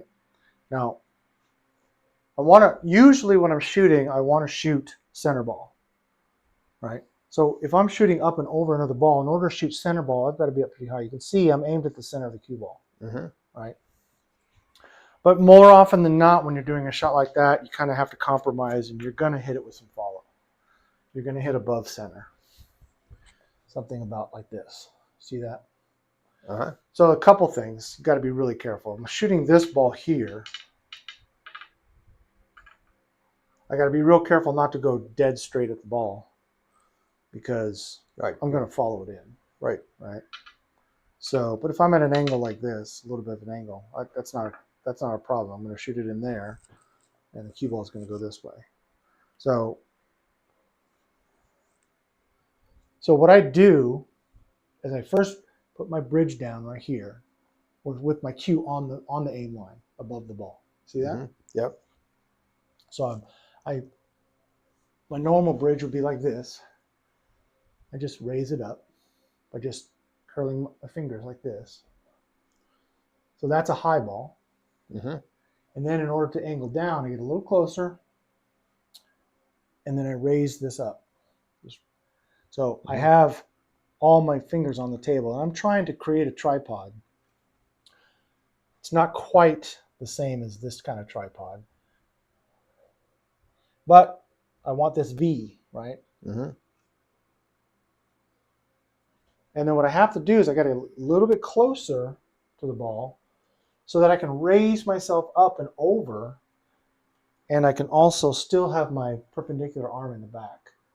Because you'll see a lot of people want to shoot like this. Right, which you can't possibly. Some people do. Some people do, especially when they're jumping.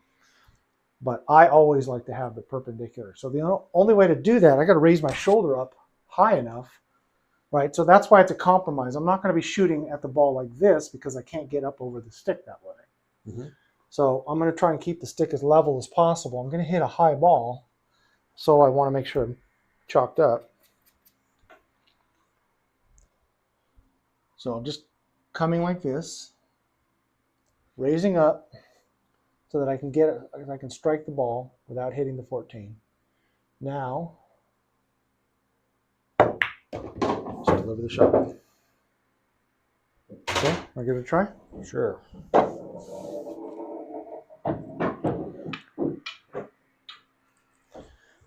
Okay, so I line up my shot like I was going to line it up. And I line it up like that. Now you're going to use an open bridge in this case. You really can't use a closed bridge. You're right, you can't. So now, here's the key. Whenever you do an open bridge, you want your thumb to be right up against your finger, and you want a V. So you want to kind of twist your hand this way and then try to tilt it just a little bit. Because this is what you want. You don't want your thumb sticking out to the side. You want it to stick up. Okay. Right. But come down a little bit so that there's a V there with your knuckle. So put it right up against your fingers and try and stick it up this way. That's about as far as my thumb wants to go. Okay, that's fine. That's fine. Okay, so then you're up like this. Oh yeah. If you don't get that in the right spot, the V is not stable. Right. Which is one of the reasons why you want to get a little closer to the 14 and actually tilt your hand forward. Oh, okay. Tilt your hand forward, and then you're up over the 14 ball. Okay. So the hardest part, it looks like for you, is going to be trying to get that V, right? So try to work on that. Try to get, because you don't want your thumb down like this, right? So you have to hold the stick to your side. As far up as I can make it go. Yeah. So you do have a V here. So the trick is try to figure out a way to get this V up in the air, right? So you have your V, right? Try to get it up in the air. So so see here's the V right there. So you want, can you lift your thumb up? Nope, I can't. Okay. Okay, so It's old and a little arthritic. not a problem. So try and spread your fingers a little bit. There you go. Okay, and then if you can, try and tilt your hand this way a little bit so that that V is more. More flat. Yeah. So then it would be. So that might be a little tough for you, and that's that might be a limitation that you might have. That V is important. Mm-hmm. So if you're not able to make that when you're up high, then you want to look at using a bridge. And I guess you could take a bridge and stand it up here and use the bridge to hold it and go down on that. Yeah. So bridges are usually used for really long shots, right? But they can also help you just shoot over a ball like that. So you would take something like this. And for this, I can put it on my jump cue. But I can put it on any cue. I actually bought one of those the other day. It's quite a handy little piece of equipment. Oh yeah, it's great. So go ahead and put that ball there.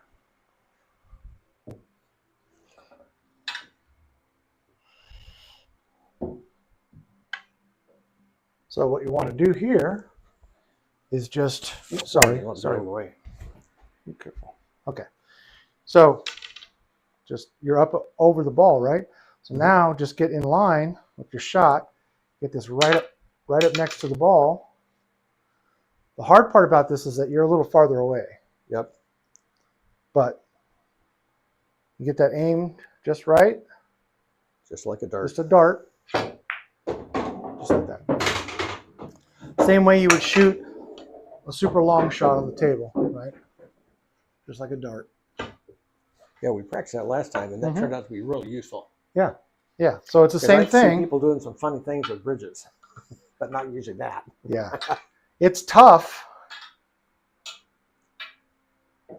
especially if, like say you were, closer to the rail here. So you kind of have to hold the stick instead of resting it on the table. Mm-hmm. But it can be done, right? And there's nothing wrong with using the equipment that you have available to you. Just like that. Okay. If the ball, now if you've got something like this, you're still having to bridge over the ball, but you may be able to do this one because you just barely have to be over the ball, right? You're not up like this. Right.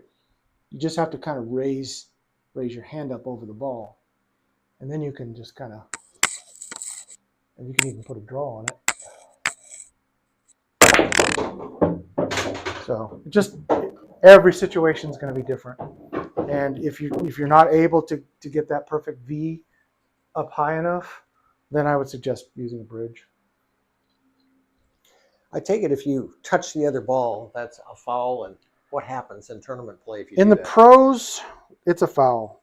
They have different sets of rules, and they usually tell you at the beginning of the tournament. That's a foul on all balls. Foul on all balls means you touch any ball, even a piece of your clothing touches a ball, it's a foul. And what's the consequence for a foul? Ball in hand for your opponent. Okay. Do you take a ball out, or is it just ball in hand? Ball in hand. So your opponent gets to put the cue ball anywhere they want to. Now, does it have to be behind the No. second diamond? It's Ball in hand means anywhere on the table. Ball in the kitchen is, that's very rarely played in the pros, and it's very rarely played in most tournaments. Even with 8-ball. If you foul an 8-ball, your opponent gets ball in hand and they get it anywhere. Well, that would be a real advantage for someone who knows what they're doing. Yes. Which is why a lot of people play safeties. Because then What's a safety? Just bounce off a cushion and leave the ball there? Or So touch something? no, a safety is an intentional miss. Let's say, for instance, let's say that I'm stripes, and these two balls are kind of like this, so I can't really shoot them in any pocket, right? And you've got one ball left, and it's right there. What I'm going to do is, let's say this is my setup, right? Mm-hmm. So I can't shoot the 15 in the side. I can't shoot anywhere else. So what I'm going to do is I'm going to shoot the 14 and stop the cue ball right there. Okay. So you have to do a kick in order to get it. I just played safe. I'm playing a safety. It could be something as simple as that. It could be something like, depending on the game that you're playing, shooting a shot where I just nick this ball and it comes up and then rolls up behind these balls. So you have no shot. So the idea is you have no shot. Playing a 9-ball is even more deadly because, let's just say let's just say these are all under 9. And the 2-ball is the next ball you have to hit, right? Right. And this is where they are. So I could just do something like this, knowing that you have to shoot this 2 next because I'm not going to make it. That's a safety. Right. Now you have to try and hit the 2-ball. And if you don't, I get ball in hand. If you hit the 2-ball and it doesn't hit a rail, I get ball in hand. Oh. If I hit the 2-ball and my cue ball hits the rail, then that's not a foul. So after you hit the lowest ball, something has to hit the rail. And that's just in that's 9-ball. 9-ball. 8-ball also has that same rule that you have to hit a rail. With either ball. With either ball, yeah. Some ball. I mean, I could, if I were stripes and I were shooting a shot and I did this, that's a good shot. I hit the rail. Because the other ball. The 2-ball hit the rail. Something hit the rail. Something hit the rail. It was a valid shot because I hit my ball, and I hit a ball hit the rail after I did that, so it was good. Okay. I got a lot to learn about this. Yes. There's definitely a lot to learn. Well, this was another fabulous lesson. Good.